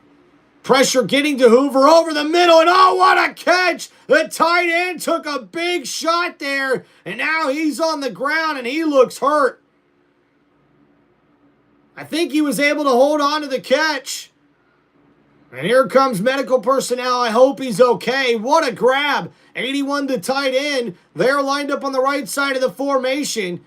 And a unique blitz there from the North Carolina Tar Heels. Hoover found his man over the middle. And man, what a hit there. Looks like a clean hit. See the replay. Ooh, no. Helmet to helmet contact. And they're going to need to throw a penalty flag here on that one. He does lean with the shoulder, but the helmet to helmet. Oh, and the ball does come out. I think that's going to be an incomplete pass. And oh, man. The tight end there is out cold. I hope he's okay. Man. Woo, so that ends up being an incomplete pass. The tight end, 81, got hit so hard he dropped the ball and just went face planted into the ground. Man, hope he's okay. Whoo, that was a big hit from number 5. He did lean in with the shoulder, but the side of his helmet hit the front of the helmet of 81.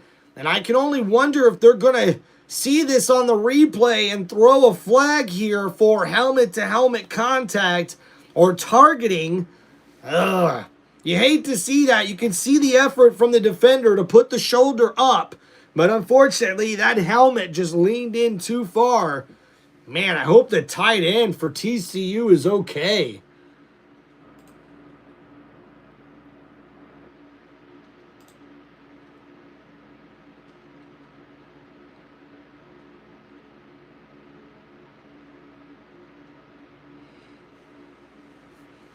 So no name for the kid here for TCU as of yet. We're trying to check this out here real quick. So Chase Curtis, tight end from Pittsburgh. He's the one down now. Hopefully he's okay. And we'll see how well he's able to bounce back here.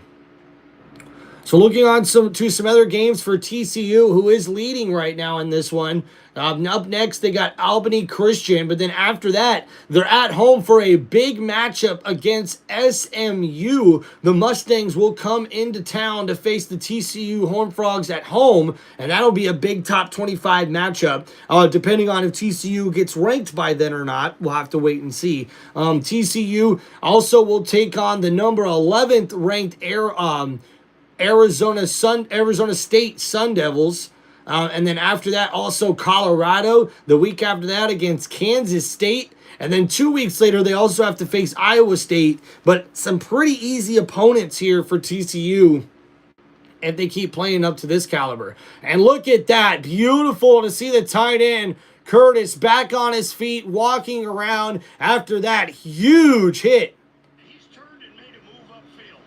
So they're saying he's completed the process of the catch. Ball, here comes the ball's out, so they're saying it's a fumble. And he's fallen on his own fumble. Now the question also came up about targeting, but there's no indicator here. There was no launch, there was no upward thrust. No It was defensive just player? No. And Just two guys that ran into each other. Okay. There has to be an indicator, and there's no indicator. Right, and So no indicator for targeting here on that play, and they're actually going to call that a completed catch.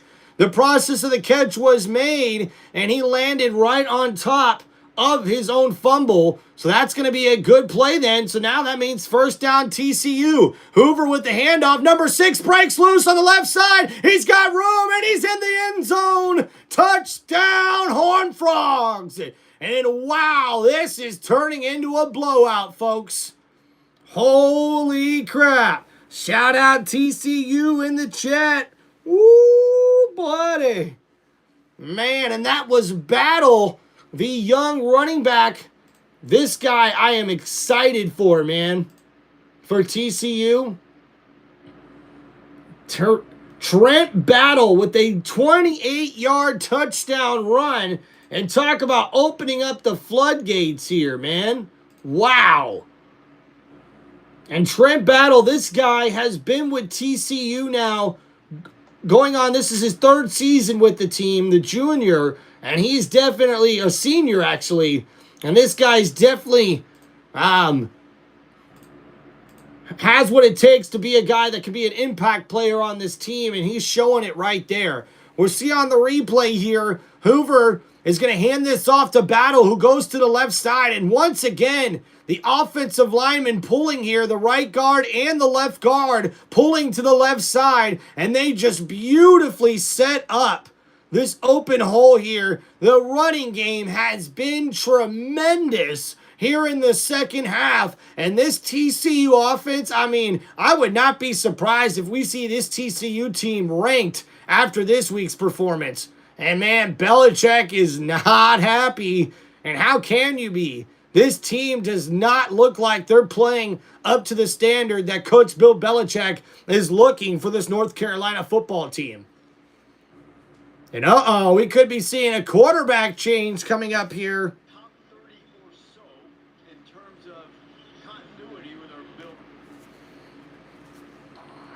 This is getting interesting.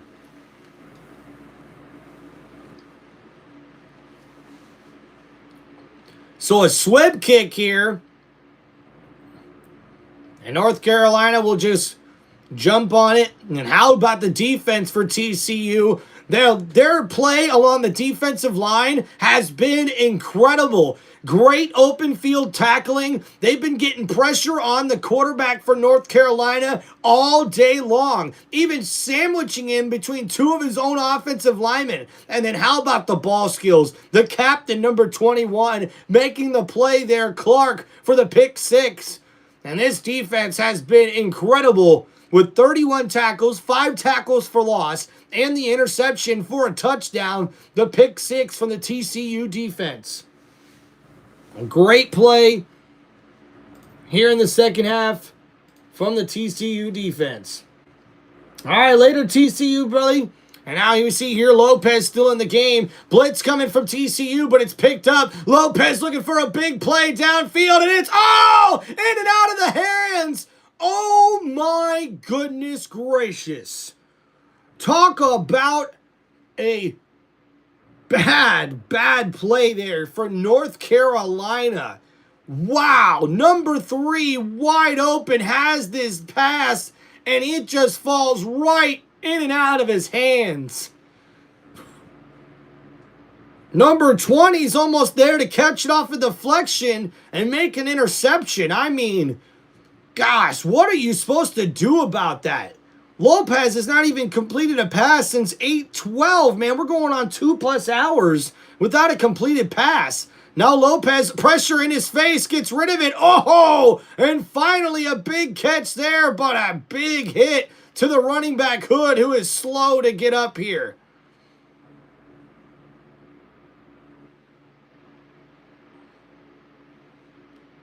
And we see here on the replay, the running back coming out of the backfield. Lopez finds his man, but a big hit there from Clark, the cornerback who made the play for the pick six early on, the defensive captain, making a nice hit there. But a big play for North Carolina, and that's a first down.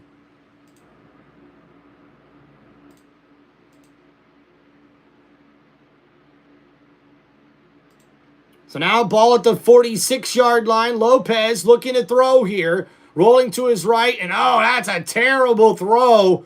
And either a miscommunication or a bad throw there from Lopez. And so Caleb Hood with a nice 16-yard reception. Got them all the way down to the 46. But now an incomplete pass from Lopez. That was just a terrible throw there. Rolling to his right. The left-handed quarterback not able to complete that pass, so second down and 10 coming up here for the Tar Heels. And now Lopez in shotgun looking to throw. 4-man rush, quick screen out to the running back, and the TCU Horned Frogs have that sniffed out. And what a play there.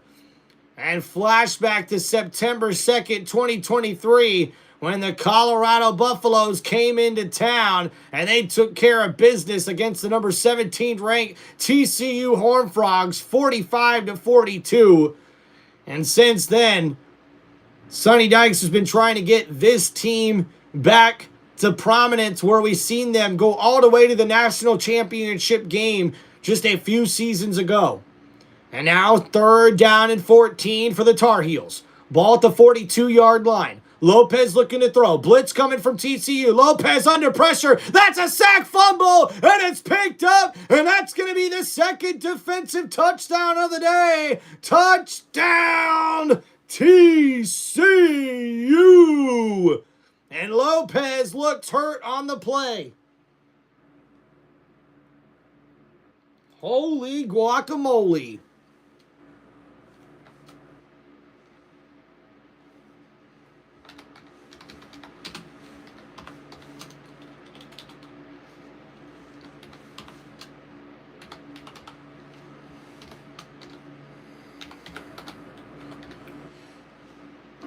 And it's a fumble!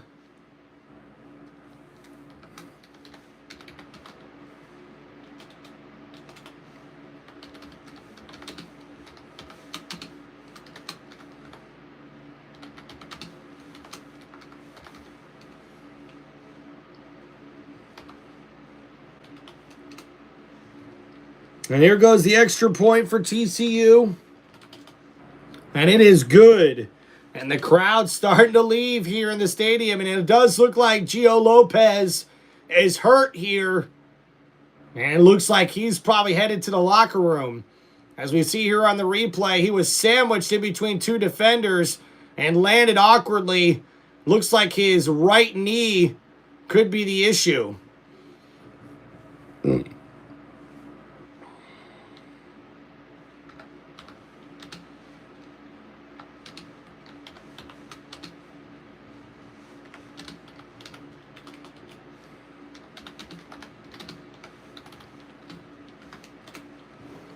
And what a blowout is happening here, ladies and gentlemen. And another defensive captain gets the touchdown there, as that's returned from the fumble recovery there by Jonathan Brax. And he's able to get that into the end zone for the defensive touchdown.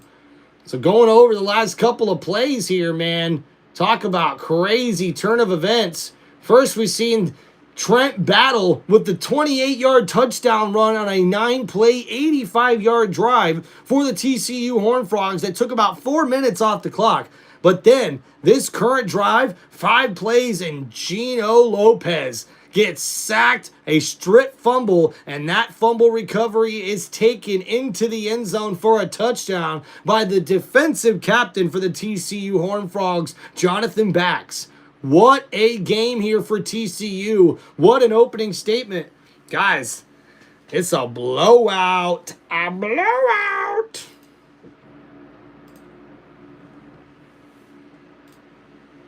All right, thank you guys for hanging out here on the channel. Please don't forget, guys, to hit that like button and subscribe to Tim Reynolds Show.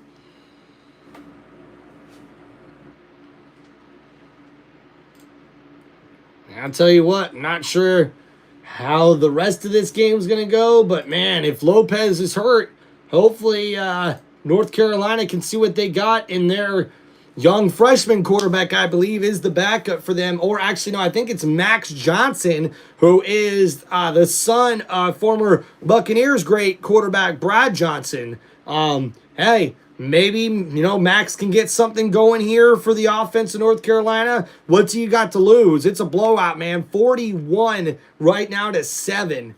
Crazy. Crazy, crazy. I didn't see this coming. I picked TCU to win. I definitely thought TCU was going to win. I didn't think it was going to be a blowout, though.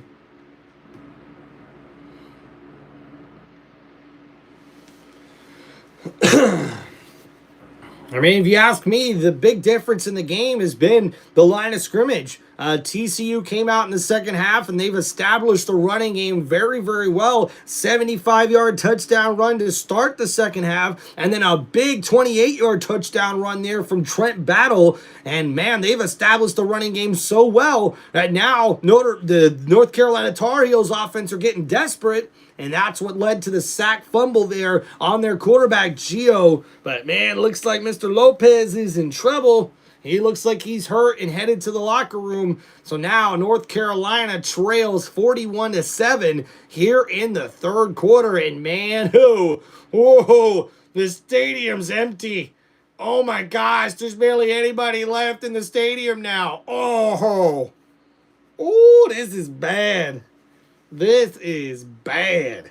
Talk about a butt whooping. Ooh, big butt whooping. Ooh.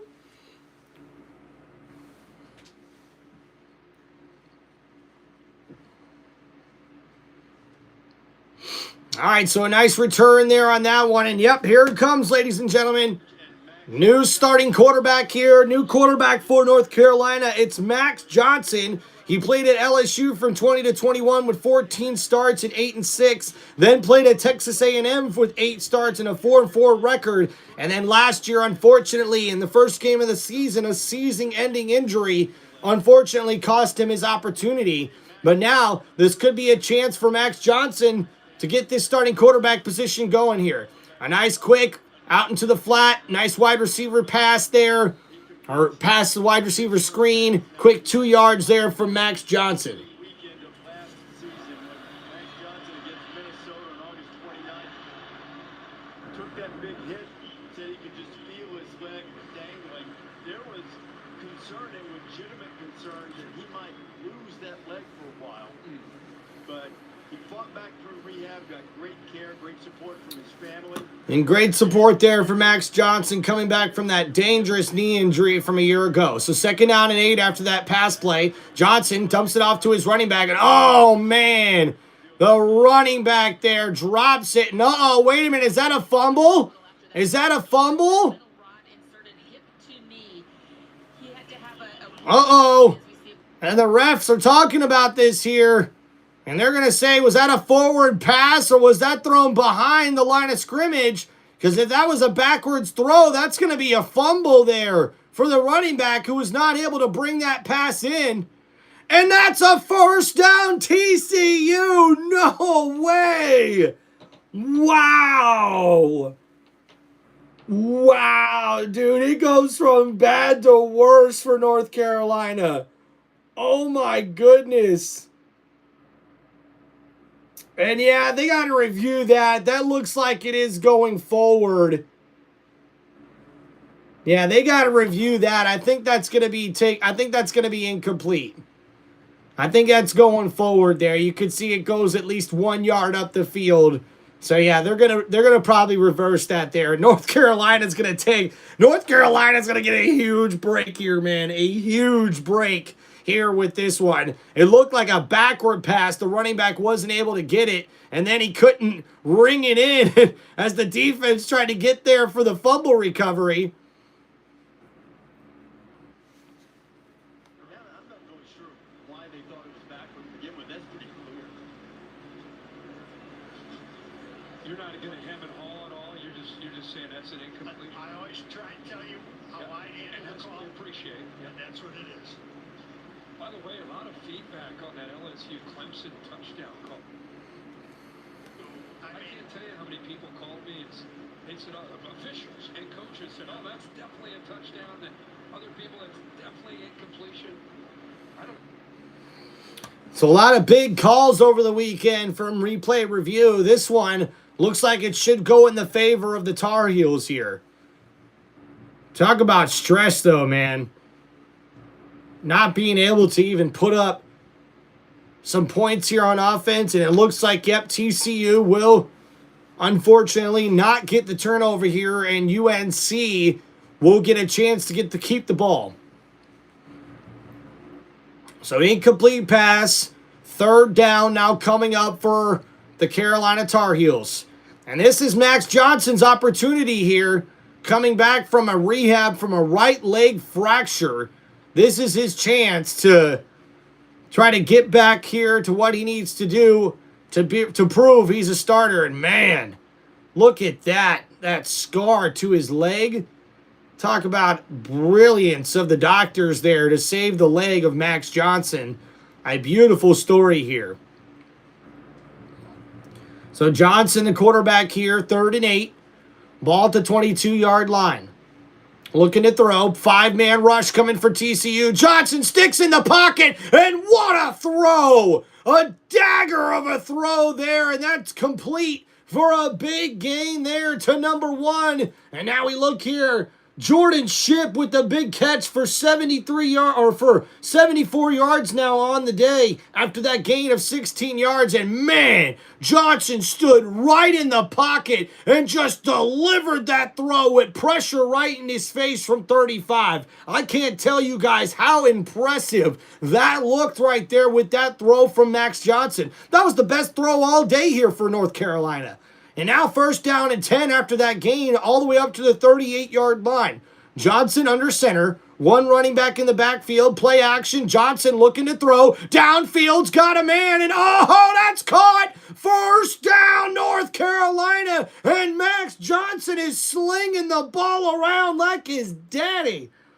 And that's Javaris Green, number 9, with the big 39-yard catch. And Johnson with the play action, able to throw it over top of the safety in a beautiful throw. And way to come back to the ball there for number 9. Make a nice grab there. And that's a big 1st down North Carolina. And ladies and gentlemen, this game might not be over yet. If Max Johnson's got anything to say about it, man, I think I just became a Max Johnson fan, dude. Come on, bro. And here we go here. Johnson in the pistol formation. He's going to hand it off. No, we got whistles blown here. Plays blown dead. Is that a delay a game? And it is a delay a game there on the North Carolina offense. So now 4 minutes, 25 seconds left to go here in the third quarter. Timer now running as we approach 4 minutes to go. Carolina trails 7-41 here at TCU. Now Max Johnson's in the shotgun. 3 wide receiver set. Ball at the 32 or the 28-yard line. Looking to throw. Johnson steps up in the pocket, gets rid of it to his running back. Man, who is clobbered there by number 27 with the big tackle. And that's second down coming up here for the Tar Heels. And that's a nice play there from the quarterback, Max Johnson, being able to get the ball to the open receiver, dumping it off to the running back after the pocket collapsed on him. But man, what a hard hit the running back took there on that catch. Second down and 13 after the penalty yardage pushed them back 5 yards. They're able to get only 2 yards back on that first down play. So now Johnson's in shotgun. Second and 13, ball at the 26-yard line. He's going to hand it off here. It was the pistol formation. We couldn't see the running back on the camera angle there. And 37 maybe gets a yard on the play. So a big third down and long coming up here for North Carolina. They're going to need points in bunches, so I don't imagine we'll see a field goal attempt here. And it looks like some players are in the tent at the moment. And the North Carolina Tar Heel team starting to get beat up a little bit as well.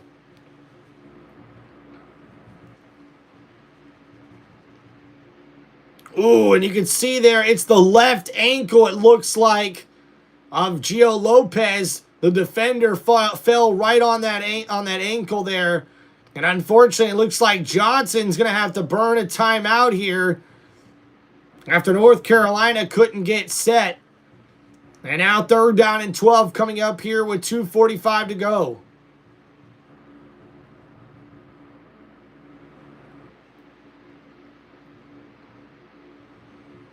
And now Bill Belichick's got to wonder what to do with this offense. But man, talk about a little spark here, a little hope. There are two sides to this one. This is a long-term vision for North Carolina. In the immediate vision, you want to give TCU all the credit in the world for coming in here and being as dominant as it has been. Yeah, TCU looks to be a incredibly seasoned team. You know, you mentioned the... Yeah, Kirk Herbstreit, right? TCU needs to get all the credit here for this one, man. Coming in as a seasoned team, there's a lot of guys that have played together on this team as well. A lot of continuity, and you don't really see that on a lot of college football programs nowadays. I mean, look at North Carolina. 70 new players on their program here on their campus. It's going to take a while sometimes for teams to mesh and start working together as a team.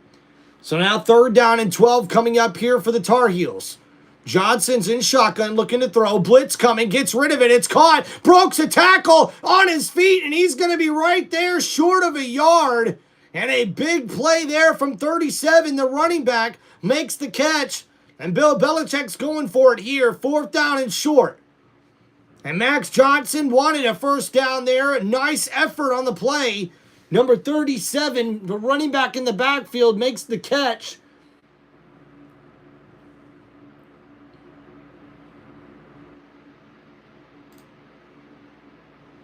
So here we go. Fourth down and 2 for North Carolina. In shotgun, ball at the 15-yard line. Number 37 in motion, comes in the backfield. Johnson's going to hand it off up the middle, and oh, man, what a gutsy call, and a big hit from the defensive back there who got at the line of scrimmage for TCU, but 37 Gauze is able to get past the line of scrimmage for a first down, and that's a big first down for the North Carolina Tar Heels, and now they'll need to start chipping away at this lead if they're able to get in the end zone for their second touchdown of the game. And now Hood, the running back who scored the first touchdown for North Carolina, is back into the game, and so is Hall. 2 running backs in the backfield. Johnson's in shotgun. Ball at the 12-yard line, 1st and 10. Looking to throw is Johnson. Scrambles to his right. It's completed. Number 1 makes a move on the inside. And oh, man, he's met right at the line to gain. And we'll see if that's a first down for North Carolina. And that's been the top target here for their passing offense. Number 1 there, Jordan Shipp with the catch. And a nice run there on that play, too. Almost able to get it inside the end zone. So now the ball at the 2-yard line. It's 1st and goal for the Tar Heels. And now Johnson in shotgun here. He's going to look to throw likely. Hood with the first touchdown of the game in the backfield. Johnson looking to throw. Quick throw. It's caught. Touchdown, Tar Heels. And how about that? A little spark from the offense, and Max Johnson coming into the game cold, gets hot, and completes the pass to Jake Johnson. What a catch. A 2-yard touchdown reception. And man, look at that North Carolina sideline pumped up for Max Johnson, who takes the team down the field and scores their first touchdown since their opening drive. And man, he was slinging that football too, man. You got to think Johnson's going to be very looked at to be becoming the starter here if he continues to play like that. Beautiful football thrown there, man. Puts one on the board for Tar Heels. And how many times have they thrown this, right? He's right here, does a nice job of his stop route and just kind of let it. And now we see here number 19, who was the man who caught the touchdown, just sits right there in the end zone, right in the middle of that zone defense. But a beautiful throw to avoid the defender, number 33, coming right in on the ball. Man, that was a dime of a pass. Put it right where the receiver can catch it. 41-7 to Max Johnson's nothing. You know, let's go out here, guys, and compete. And Jake Johnson with the catch there. Wrestling pylon cam to show you the nice throw and catch for the touchdown. Boy, after all that, And that was nice. And already Max Johnson with 81 yards passing, 7 of 8. He's already got more passing yards than Lopez did the whole game. And now we see here Jake Johnson with 1 catch. And we see Jake here is also a brother there of Johnson. And that's the family there. The father, Brad Johnson, played and won a Super Bowl with Tampa Bay. Yeah.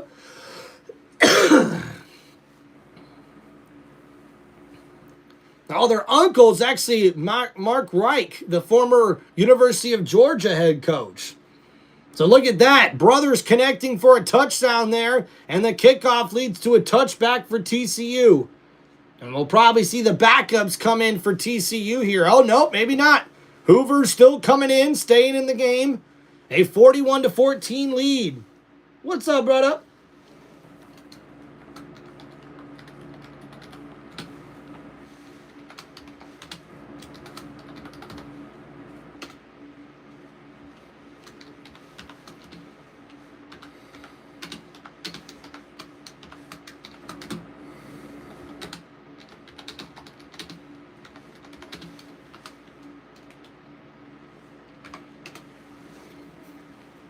So here we go. 1st down and 10 for Hoover. He's going to hand it off. And a nice tackle there after a gain of 2 yards.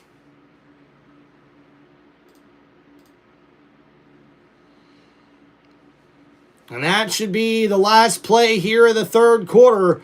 And the TCU Horned Frogs are taking a big 41-14 lead here heading into the 4th quarter.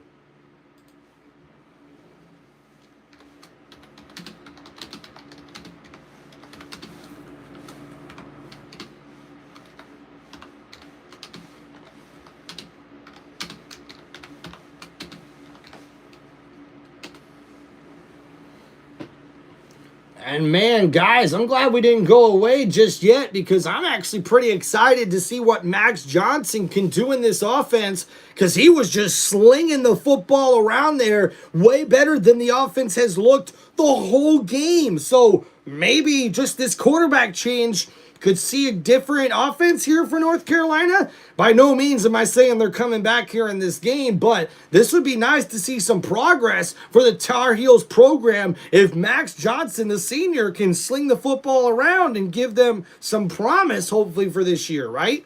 Maybe it won't be all bad. I mean, think about it. If you're a Tar Heels fan this year, if you can go 7-5, maybe 8-4, that's a really good year if you're a North Carolina Tar Heels fan. So I think that could be possible, but we'll have to wait and see what happens. TCU, my dog, in the chat. Hey, congratulations to your team, man. The defense looks good. The offense looks good. I'm impressed with this TCU team thus far. All right, guys, so after the third quarter, let's go ahead and go over the stats here for both teams. I will start things out with the TCU Horned Frogs, who have the lead. Josh Hoover has been 25 for 32, passing the football today for 247 yards, 1 touchdown pass, and 1 interception. Barnes, number 2, the running back, has had 11 carries for 113 yards and a touchdown, including that 75-yard touchdown run to kick off the second half. We've seen Trent Battle with just the 1 carry for 28 yards on that big touchdown run. And Jeremy Payne has contributed to the running game as well with 7 carries for 28 yards. Jordan Dyer has come out as the number 1 target here for Hoover in the passing game. 8 catches for 130 yards and a touchdown. A big 27-yard touchdown reception. And DJ Rogers has been a good outlet. The tight end has 4 catches for 39 yards here in this game. We also see Joseph Manjack with 2 catches for 24 yards. And Barnes, the running back, has also added 21 yards on 3 catches there from the running back position. Now going over to the North Carolina stats and numbers here, guys. Max Johnson, just there on his first possession, his first drive of the game, he went 7 or 8 passing for 81 yards and the touchdown to get North Carolina their first touchdown since the first drive of the game. Incredible there for Max Johnson, the son of former Tampa Bay Buccaneers quarterback Brad Johnson. And guys, he was able to complete that touchdown pass to his brother Jake Johnson, number 19. A beautiful 2-yard touchdown grab there from the tight end, and it was even a more beautiful throw from Max Johnson, throwing it only where his man could make the catch. Caleb Hood running the football very well. 8 carries for 33 yards and a touchdown here. Benjamin Hall with 6 carries for 22 yards as well. Both of these guys averaging over 3.5 yards per carry. Caleb with just over 4 yards per carry. Jordan Shipp has been the go-to wide receiver, 4 receptions for 84 yards. And Javaris Green with 2 catches for 41 yards as well. One of those coming up here on that last drive, a big catch there to get them down the field. So guys, that's been your stat update there for the North Carolina Tar Heels and the TCU Horned Frogs. TCU with a couple of turnovers here. And that's been one of the big differences in the game as well. Boom, boom, boom, boom. So thank you guys for hanging out here on TimReynoldsShow. Please make sure you guys hit that like button and subscribe to the channel. And it looks like Gio Lopez is heading back towards the locker room, limping really, really badly here. So a tough break there for the Tar Heels, but maybe this is a blessing for them, man. All right, so we see here Hoover now in the pistol formation, looking to throw. Gets rid of it quickly. Oh, man, and that's almost intercepted. Thrown behind his intended target as he was trying to get it to the open receiver, number 4, across the middle. And he was not able to complete that pass. Thrown it behind the receiver.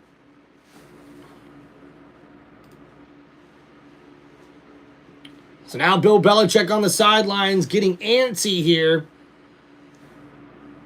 Mac Johnson looks ready to go. And hey, 1 stop here is all they need, right? You get a quick stop here for North Carolina, and then another stop, and then another stop, and before you know it, you're within a couple of scores. And now we see here Hoover completes it. Wide open is Dyer, the receiver, and he gets all the way for a first down, TCU. And there's a penalty flag on the play, though, and we'll have to see where this one is. And it looks like it could be holding on the offense.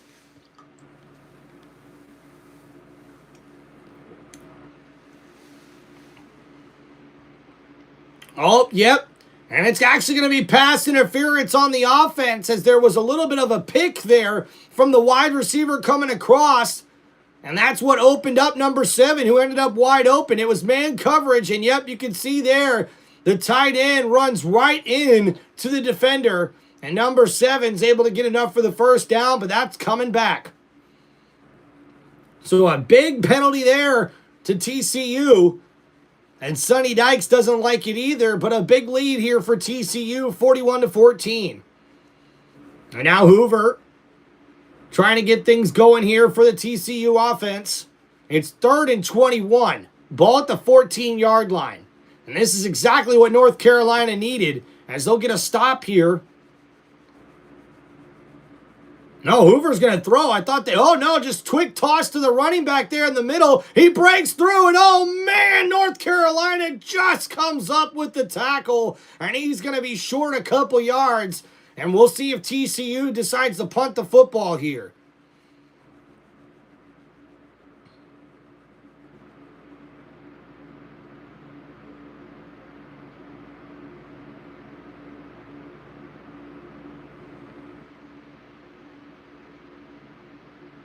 And Bill Belichick is really angry about something, and we're seeing here, oh no, and you see that's an incomplete pass. That ball was on the ground. And that's what Bill Belichick's talking about there. They need to replay that. If that's a forward pass, that's incomplete. The ball hit the ground. That's not a fumble. That's got to be incomplete. And yep, they're reviewing it here. Yep, that's coming back. That's going to be an incomplete pass for TCU. And talk about another big break here for North Carolina. Wow. And Bill Belichick's seen it. He wants better officiating coming from these guys, man. Good for Bill. And yeah, see Sonny Dykes there. TCU's head coach is not happy with his offense.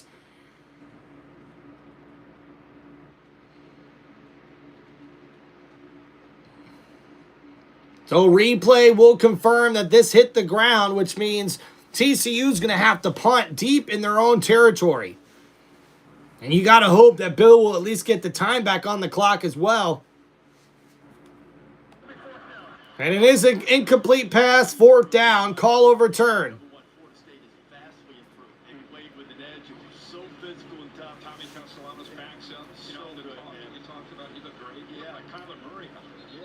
So now 4th down and 21 coming up here.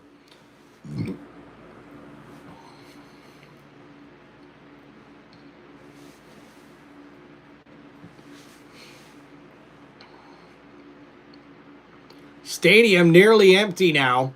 And we'll see a return here with 14 minutes left to go. So I guess they're not going to put any more time back on the clock. If it's an incomplete pass, they should put all that time back on the clock. Oh, and man, look at that. TCU almost botches that kick. And a nice catch there. And that's where we'll see North Carolina take over. And after that punt there, for 35 yards, North Carolina will start on the TCU 49-yard line. So great field position here for the Tar Heels to start this next matchup, this next drive.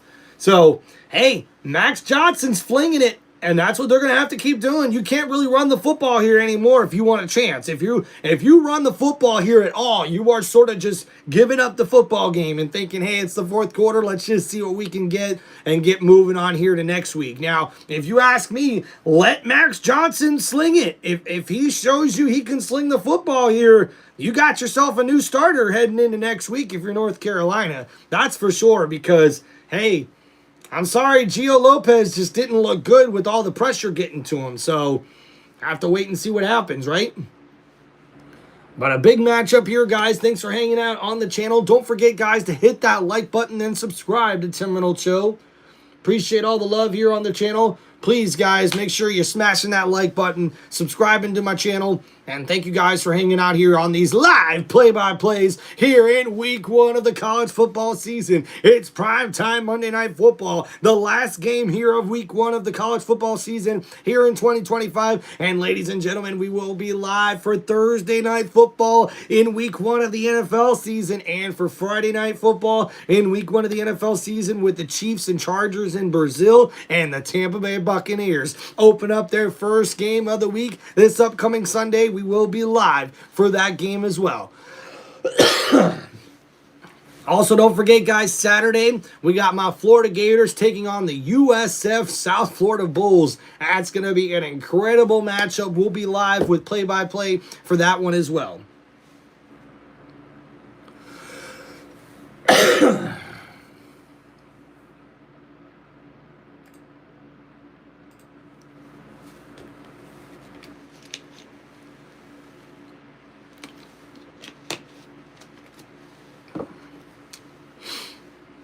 Come on over, come on over. Oh yeah, let's go. All right, we'll see what Max Johnson can do with the North Carolina offense coming up next. Bump the bump bang bang diggy diggy diggy diggy the booty the bump jump the boogie jump to the booty the bump bump bang bang bang chicka chicka the don't jump chicka chicka don't chicka chicka chicka chicka oh woohoo yeah.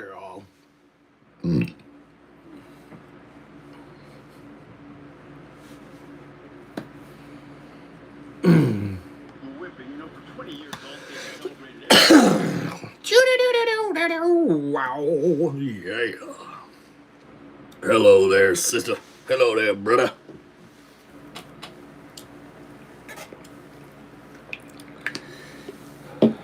So Max Johnson here hands it off up to middle to 37. A nice gain there of about 3 yards on the play. And Max Johnson just slinging the football, man, under pressure and everything. That throw over the middle with a guy landing on him, hitting him right in the face, and then the big dagger down the sideline, and then hits his brother for the touchdown pass. What a way to kick off the season, huh? Throwing a touchdown pass to your brother who's a tight end for your same college. That's pretty cool. So now 2nd down and 7. Ball at the 46-yard line. Max looking to throw. Gets rid of it. Oh, and that's caught. A beautiful catch from number 9 across the middle. And that's a first down, North Carolina. And there's Nikki and Brad Johnson there. Mac and Jake's parents here at North Carolina.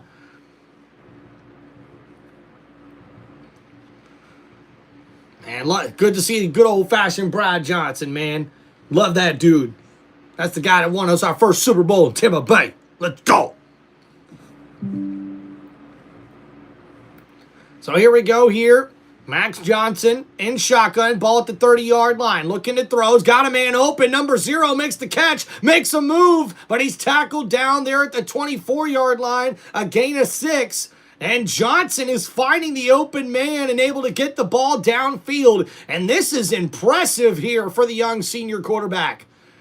And after chance, he's now gotten his opportunity here due to the injury to Gio Lopez, the original starter. But you have got to be impressed here if you're North Carolina with what you're seeing out of Max Johnson. So now, here we go, 2nd down and 4 coming up here for the Tar Heels. Ball at the 24-yard line. Max Johnson under center. Tight end in motion. They're going to hand it off. Oh, no, and the running back fumbles it. And, oh, I think the offensive lineman was able to get it back. And we'll see here. See what the referees say. And, oh, they're giving it to TCU. And that has got to be a bummer. The running back just coughed up the football. And TCU gets another turnover on the day. Wow. And you see there, yep, the running back just closed his hands too soon, not able to fall on it. And man, tough break there for North Carolina.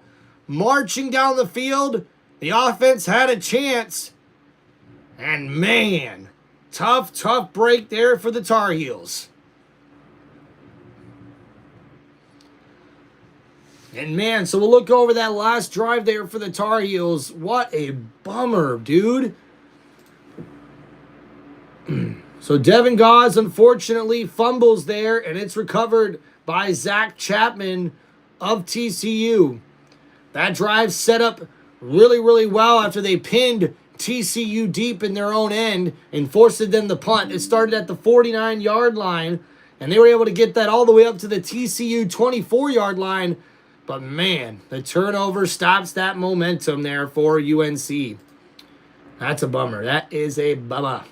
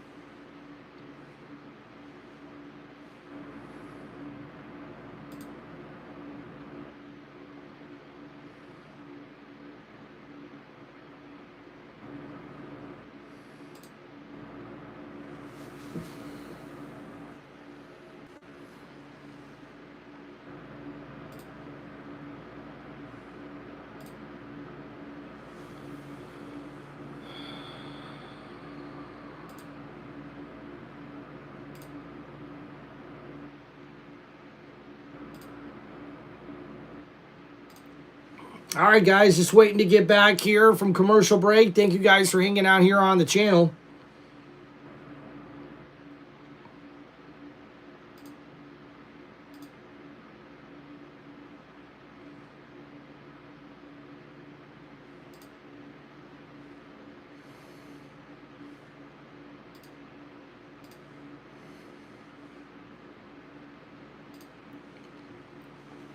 You got to wonder what's going through the head of Bill Belichick here after this performance from his football team, who's got a lot of room to grow here if they want to be competitive here in the ACC.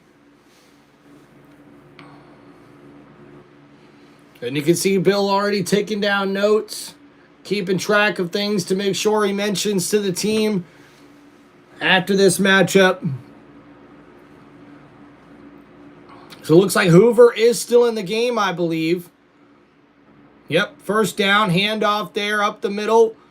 Oh, and breaks loose number 21. Oh, and he gets all the way up to the 40-yard line. And that's Palmer with a nice run there. And Father Steve Belichick was the running back coach here at North Carolina from 1953 to 1955.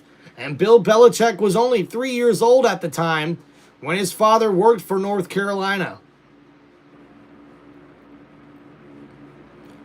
Now, all these years later, Belichick now is the head coach for UNC.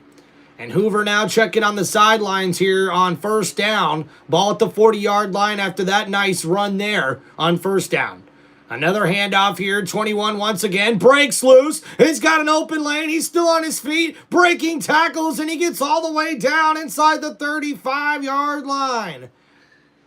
And looks like, ladies and gents, this game may be over sooner rather than later. And a big first down for TCU.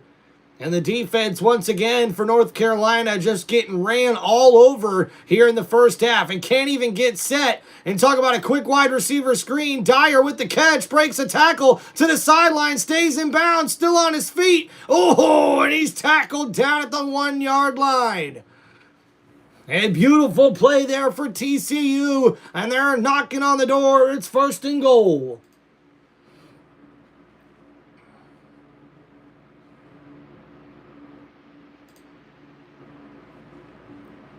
And now a handoff here. Oh, and it's tackled in the backfield. And Palmer there finally stopped here on this play, but Hoover limping around a little bit. That's not a good sign if you're TCU. What happened here? Hoover hands it off. And ooh. That's not good. Hoover just pulls up limping on that right leg. And oh no, he's still out there. But that did not look good if you were TCU. You do not like that right now. And play action, Hoover rolling to his right, looking for a man, throws it, caught. Is that in the end zone? Touchdown, TCU. And that should put the dagger right in here with the tight end, DJ Rogers, making the grab. And we see here on the replay, just to make sure, Hoover scrambling up to his right, sees the tight end, and looks like he was able to get a foot in bounds. Was he able to hold on to the ball? Hoover looking to his right, and looks like a foot in bounds. It's caught. Rogers hangs on to that, and it's going to be a touchdown.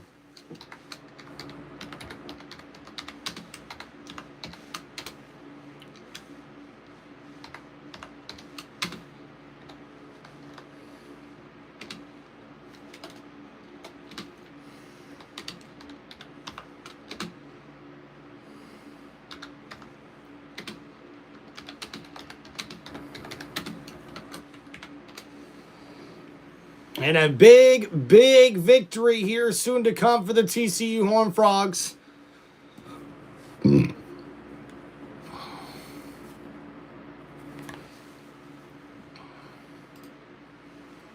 Man, 23 votes now in the chat. Most people went with the TCU Horned Frogs. 70% of the vote goes to TCU. So we'll go over that last drive there for the TCU Horned Frogs and what they were able to do to make it into the end zone.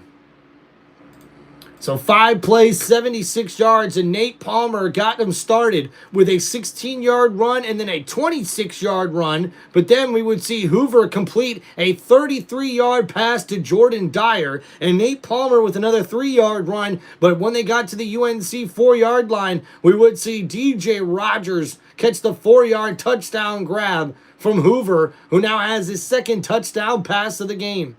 Hoover's 27 for 36 throwing today for 284 yards, 2 passing touchdowns, and an interception.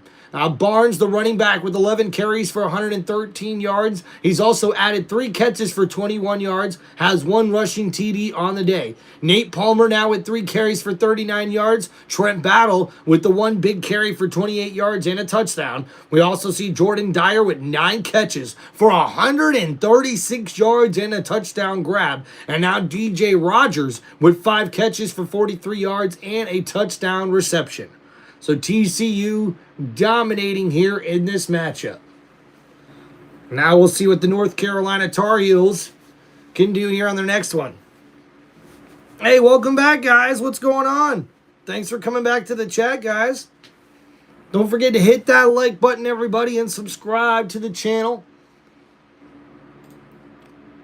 Boom, boom, boom. Boom, boom,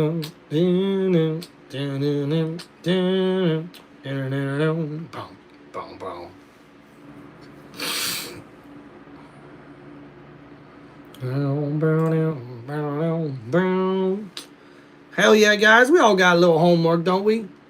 I know I got homework, man. As soon as I get done here, I got to finish editing a video I'm trying to post. And then I got 4 more to do in the next 2 days.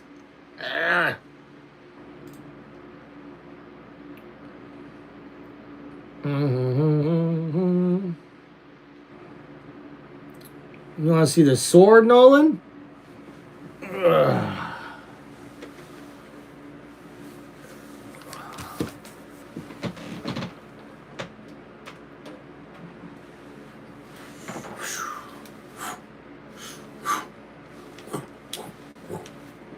Oh yeah, not bad, huh? Good pirate sword.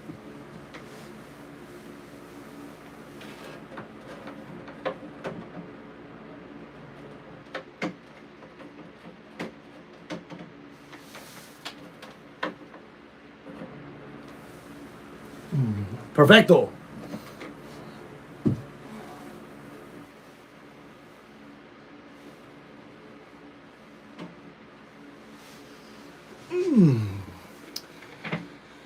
How How about that Lee Corso, man? Undefeated on his final picks. Hell yeah, Samurai Tim. That's cool. Like that name. And a defending national champion gets a victory over Texas. And Florida State stuns Alabama 31-17. A dominating win for the Seminoles. And now we see here Max Johnson on 1st and 10, ball to 25. He's going to hand it off. That's Hood, number 4. Bounce it out to the outside, and he's going to lose 4 yards on the play. And that's a bad play there. And the LSU Tigers, number 9 in the country, wins the showdown over the Clemson Tigers, the number 4 ranked team in the country. And then the number 10 Miami Hurricanes hold off Notre Dame for a 27-24 win last night. TCU is winning by a lot.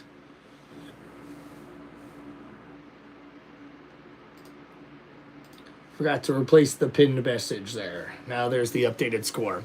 So Hood here on the carry. Toss there, and that's going to be only a gain of a yard, I believe. And that's going to be 3rd down coming up here for the Tar Heels.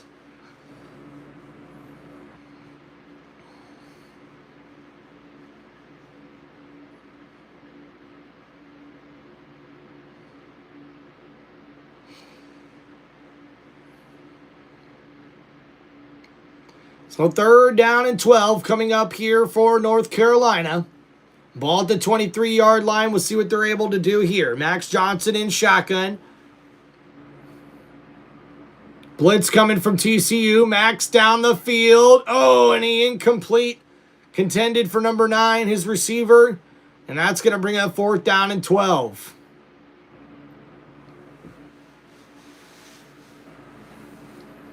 Not bad, but still not good enough if you're a North Carolina Tar Heels fan. Tough to see this team getting beat up like this. But hey, a lot of room to grow if you're a Bill Belichick disciple, if you're a Bill Belichick guy. So you just got to hope for the best here for Bill and his team. And we'll see a big punt here. Ooh. Oh, man, that was... What kind of a punt was that? Ay, caramba.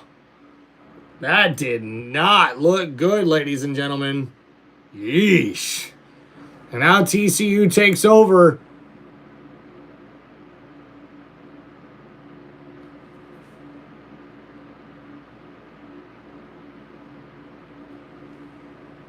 And it looks like Sonny Dykes is telling his quarterback good job today. And looks like that's going to be Hoover's last drive.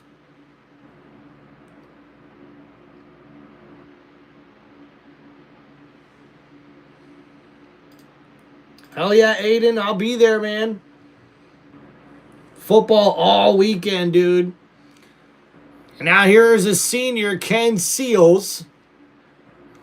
And as the backup quarterback here for TCU. It's got to be nice to see some game plan, some game time here for the backup. And he'll hand it off up the middle. TCU with another nice rush there. And the running back, number 13, with another nice carry. 2nd down and short. And that's John Denman. John Denman, number 13, is the one there with the run.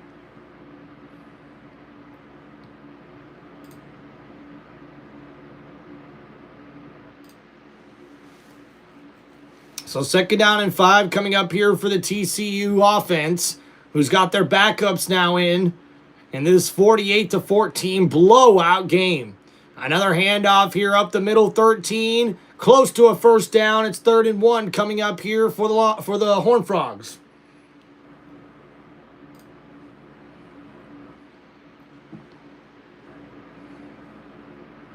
What's your predictions on the Eagles and Cowboys? Well, I think it's going to be a blowout, man. I think the Eagles are going to whoop the Cowboys, honestly, is what I think is going to happen. And how about Hoover, man? He's now 5th all-time in TCU school history in passing yards. A big performance here with his offense dominating most of the game. And there's his parents, Alex and Tammy Hoover, watching onward. Yep, you're right, Aiden. First NFL game at 7:15 on Thursday. And yes, I do think the Philadelphia Eagles are going to blow out the Dallas Cowboys. I really do think that. All right, here we go.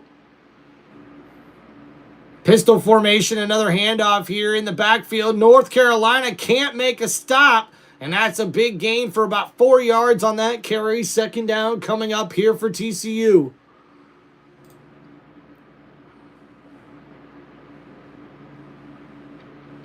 And under 6 minutes to go here in the fourth quarter, TCU leads 48-14.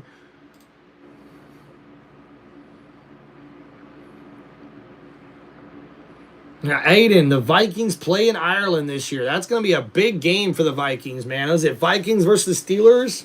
I think that's what it is. Now we see here, second down and 6 coming up for TCU. Ball at the 41-yard line in North Carolina territory. Handoff here up the middle. Oh, and 21 there got tripped up. Palmer trips on his own offensive lineman. Gains only 2 yards on the play. So third down coming up for TCU. Under 5 minutes to go here. Backup quarterback Seals is in the game for TCU.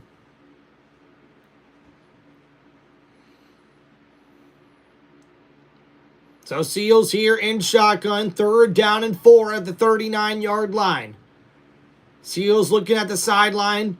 Getting a change up here on the play call.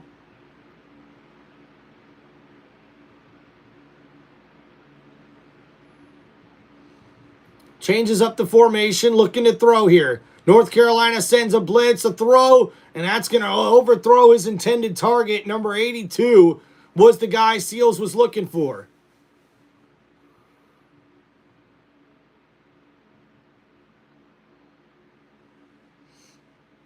And the backups will stay out there as they try to go for it here on fourth down. And we'll see what they're able to do and bring here on this 4th down and 4 for the TCU Horned Frogs with under 4 minutes and 30 seconds left to go. Aiden, I think that trade's a pretty interesting one if you ask me. I think Ramsey definitely fits on the Steelers a lot better than he does on the Dolphins. But, man, you got to feel bad for Mika Fitzpatrick. Now he's on the Dolphins, and who knows how good they're going to be this year.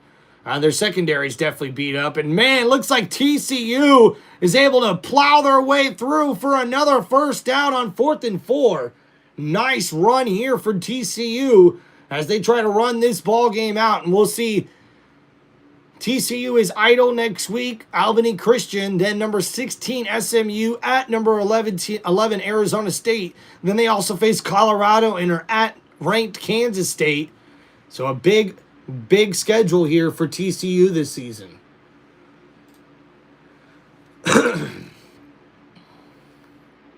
Well, thank you guys for hanging out here on Tim Reynolds Show. Don't forget, guys, please to hit that like button, subscribe to the channel.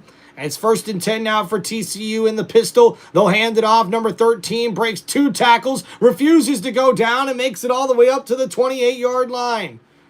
And Denman with the carry there, and a nice run for TCU.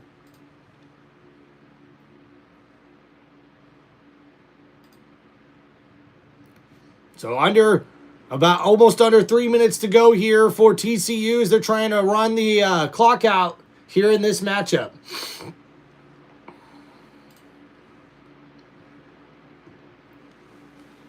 Most points allowed by any Bill Belichick coach team, 48. Whoo! Talk about welcome to college, Bill Belichick. Woohoo! Damn. And now a handoff here up the middle, a draw play, 13 breaks a tackle, and he's able to get it close to the 25-yard line, and almost another first down for TCU. And they're trying to run the clock out here and get home with the victory. And this will be a big victory here for the TCU Horned Frogs.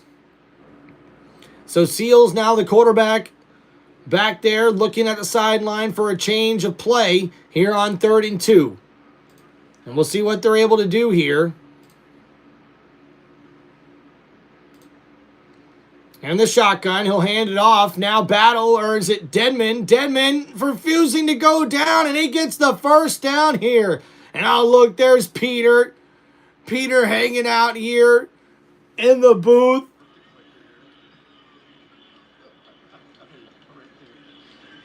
Here's your board. Call the rest of the last 2 minutes. It's all you, kid. Look at this. This is your 2-minute timeout. Hey, give him a headset. And look at that. The canine having a ball there. The boy Peter hanging out there with the headset and everything with dog dad Herb Street. That's so cool. Oh, I love that.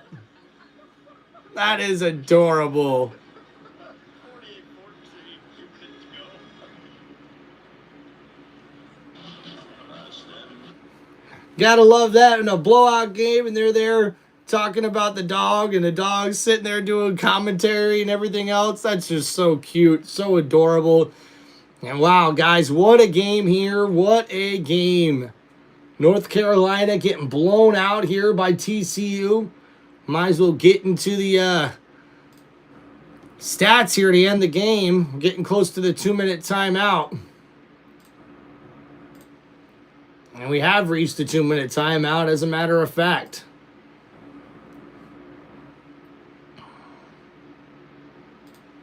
All right, guys, so go ahead and go over TCU stats for the day.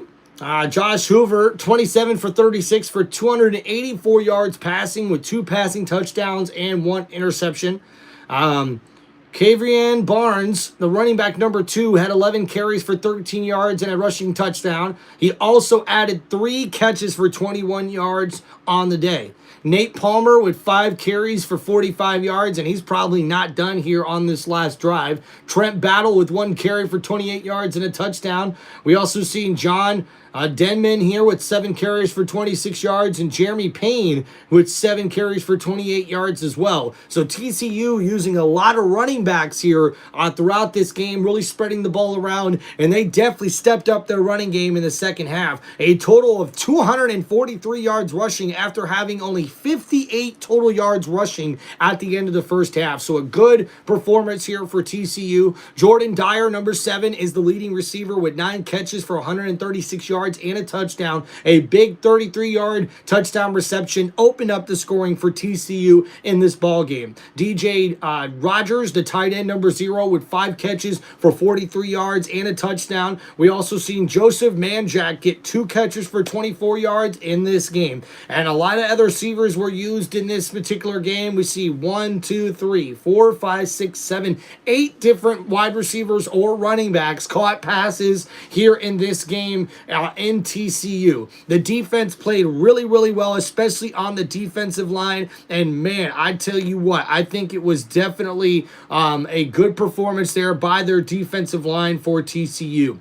Looking at the stats here for North Carolina, Max Johnson finishes as the leading pass getter here with 9 for 11 passing for 103 yards and 1 touchdown pass. Gio Lopez finished 4 for 10 with only 69 yards passing, only 172 yards passing as a team for North Carolina here in this ballgame. Caleb Hood finishes as the top running back here with 10 carries for 31 yards and a touchdown. Benjamin Hall added 6 carries for 22 yards as well.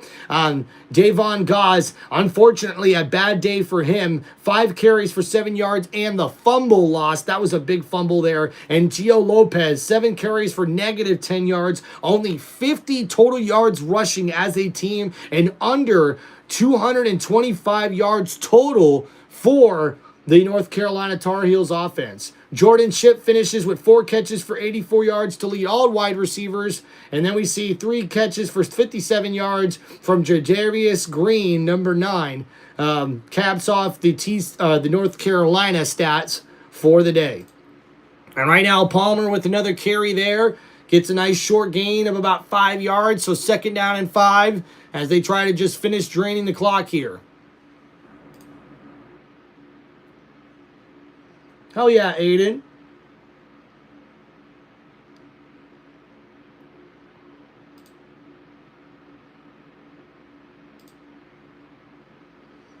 All right, so 2nd down and 5 coming up here for TCU. Handoff here up the middle. Palmer breaks out to the outside. The quarterback seals with a beautiful block, and that gets the run inside the 10-yard line. And now it's 1st and goal. So you got to wonder, are they going to just take a knee here, or will TCU let the backups get in the end zone for a touchdown as well? And we'll see what Sonny Dykes decides to do, but this should be the end of the ball game. And 543 total yards for TCU and 222 total yards for North Carolina. And what a ball game.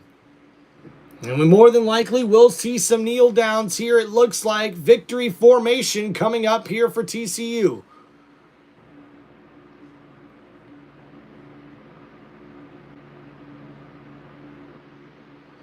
And Seals takes a knee, and that will do it. The TCU Horned Frogs have come in to Chapel Hill in Bill Belichick's first game as the head coach for the North Carolina Tar Heels, and the TCU Horned Frogs get a huge victory, 48-14 over North Carolina. And Sonny Dykes shaking the hand of Bill Belichick there. And this was a big victory for TCU, who looks like a legit contender in the Big 12 Conference, but we'll have to see how the season plays out for North Carolina. It could be a long, long season for North Carolina and the Tar Heel faithful. And the fans there may have to wait a little bit longer to see a legit contender start making its way around here in Chapel Hill. So a big victory here for TCU. They get the victory. The final, once again, 48-14 here. And we'll have to see what happens at the quarterback position for North Carolina. I think Max Johnson's going to get more of a look in the next week matchup for the North Carolina offense, especially with how much better he was able to throw the ball around there late in this ball game. But thank you guys for hanging out here on Tim Reynolds Show. Please make sure you guys hit that like button and subscribe to the channel. And we'll see you guys next time for another live play-by-play for another college football matchup. Don't wait, guys, to see more live play-by-play action right here on one of the most electrifying sports entertainment channels on YouTube today. This is Tim Reynolds Show. Now let's go. And guys, we'll see you Thursday for the first game of the 2025 NFL season. And don't forget to check us out this weekend as well for more college football games and more live play-by-plays coming up right here on Tim Reynolds Show. God bless every single one of y'all. Enjoy the rest of your evening and the rest of your football week. Don't forget to check out more of my NFL content here on Tim Reynolds Show throughout the week and throughout the 2025 NFL season. And you'll see more college football live play-by-plays as well from Tim Reynolds Show. As a matter of fact, our next college football matchup will be this Saturday when the Florida Gators take on the USF Bulls. And you'll see us guys live for that live play-by-play here on Tim Reynolds Show. Now let's go. Peace out, everybody, and enjoy the rest of your evening. Thanks for hanging out here on the channel. Hit that like button and subscribe to Tim Reynolds Show. Come on, everybody. You know what time it is. Let's go. Peace out, everybody.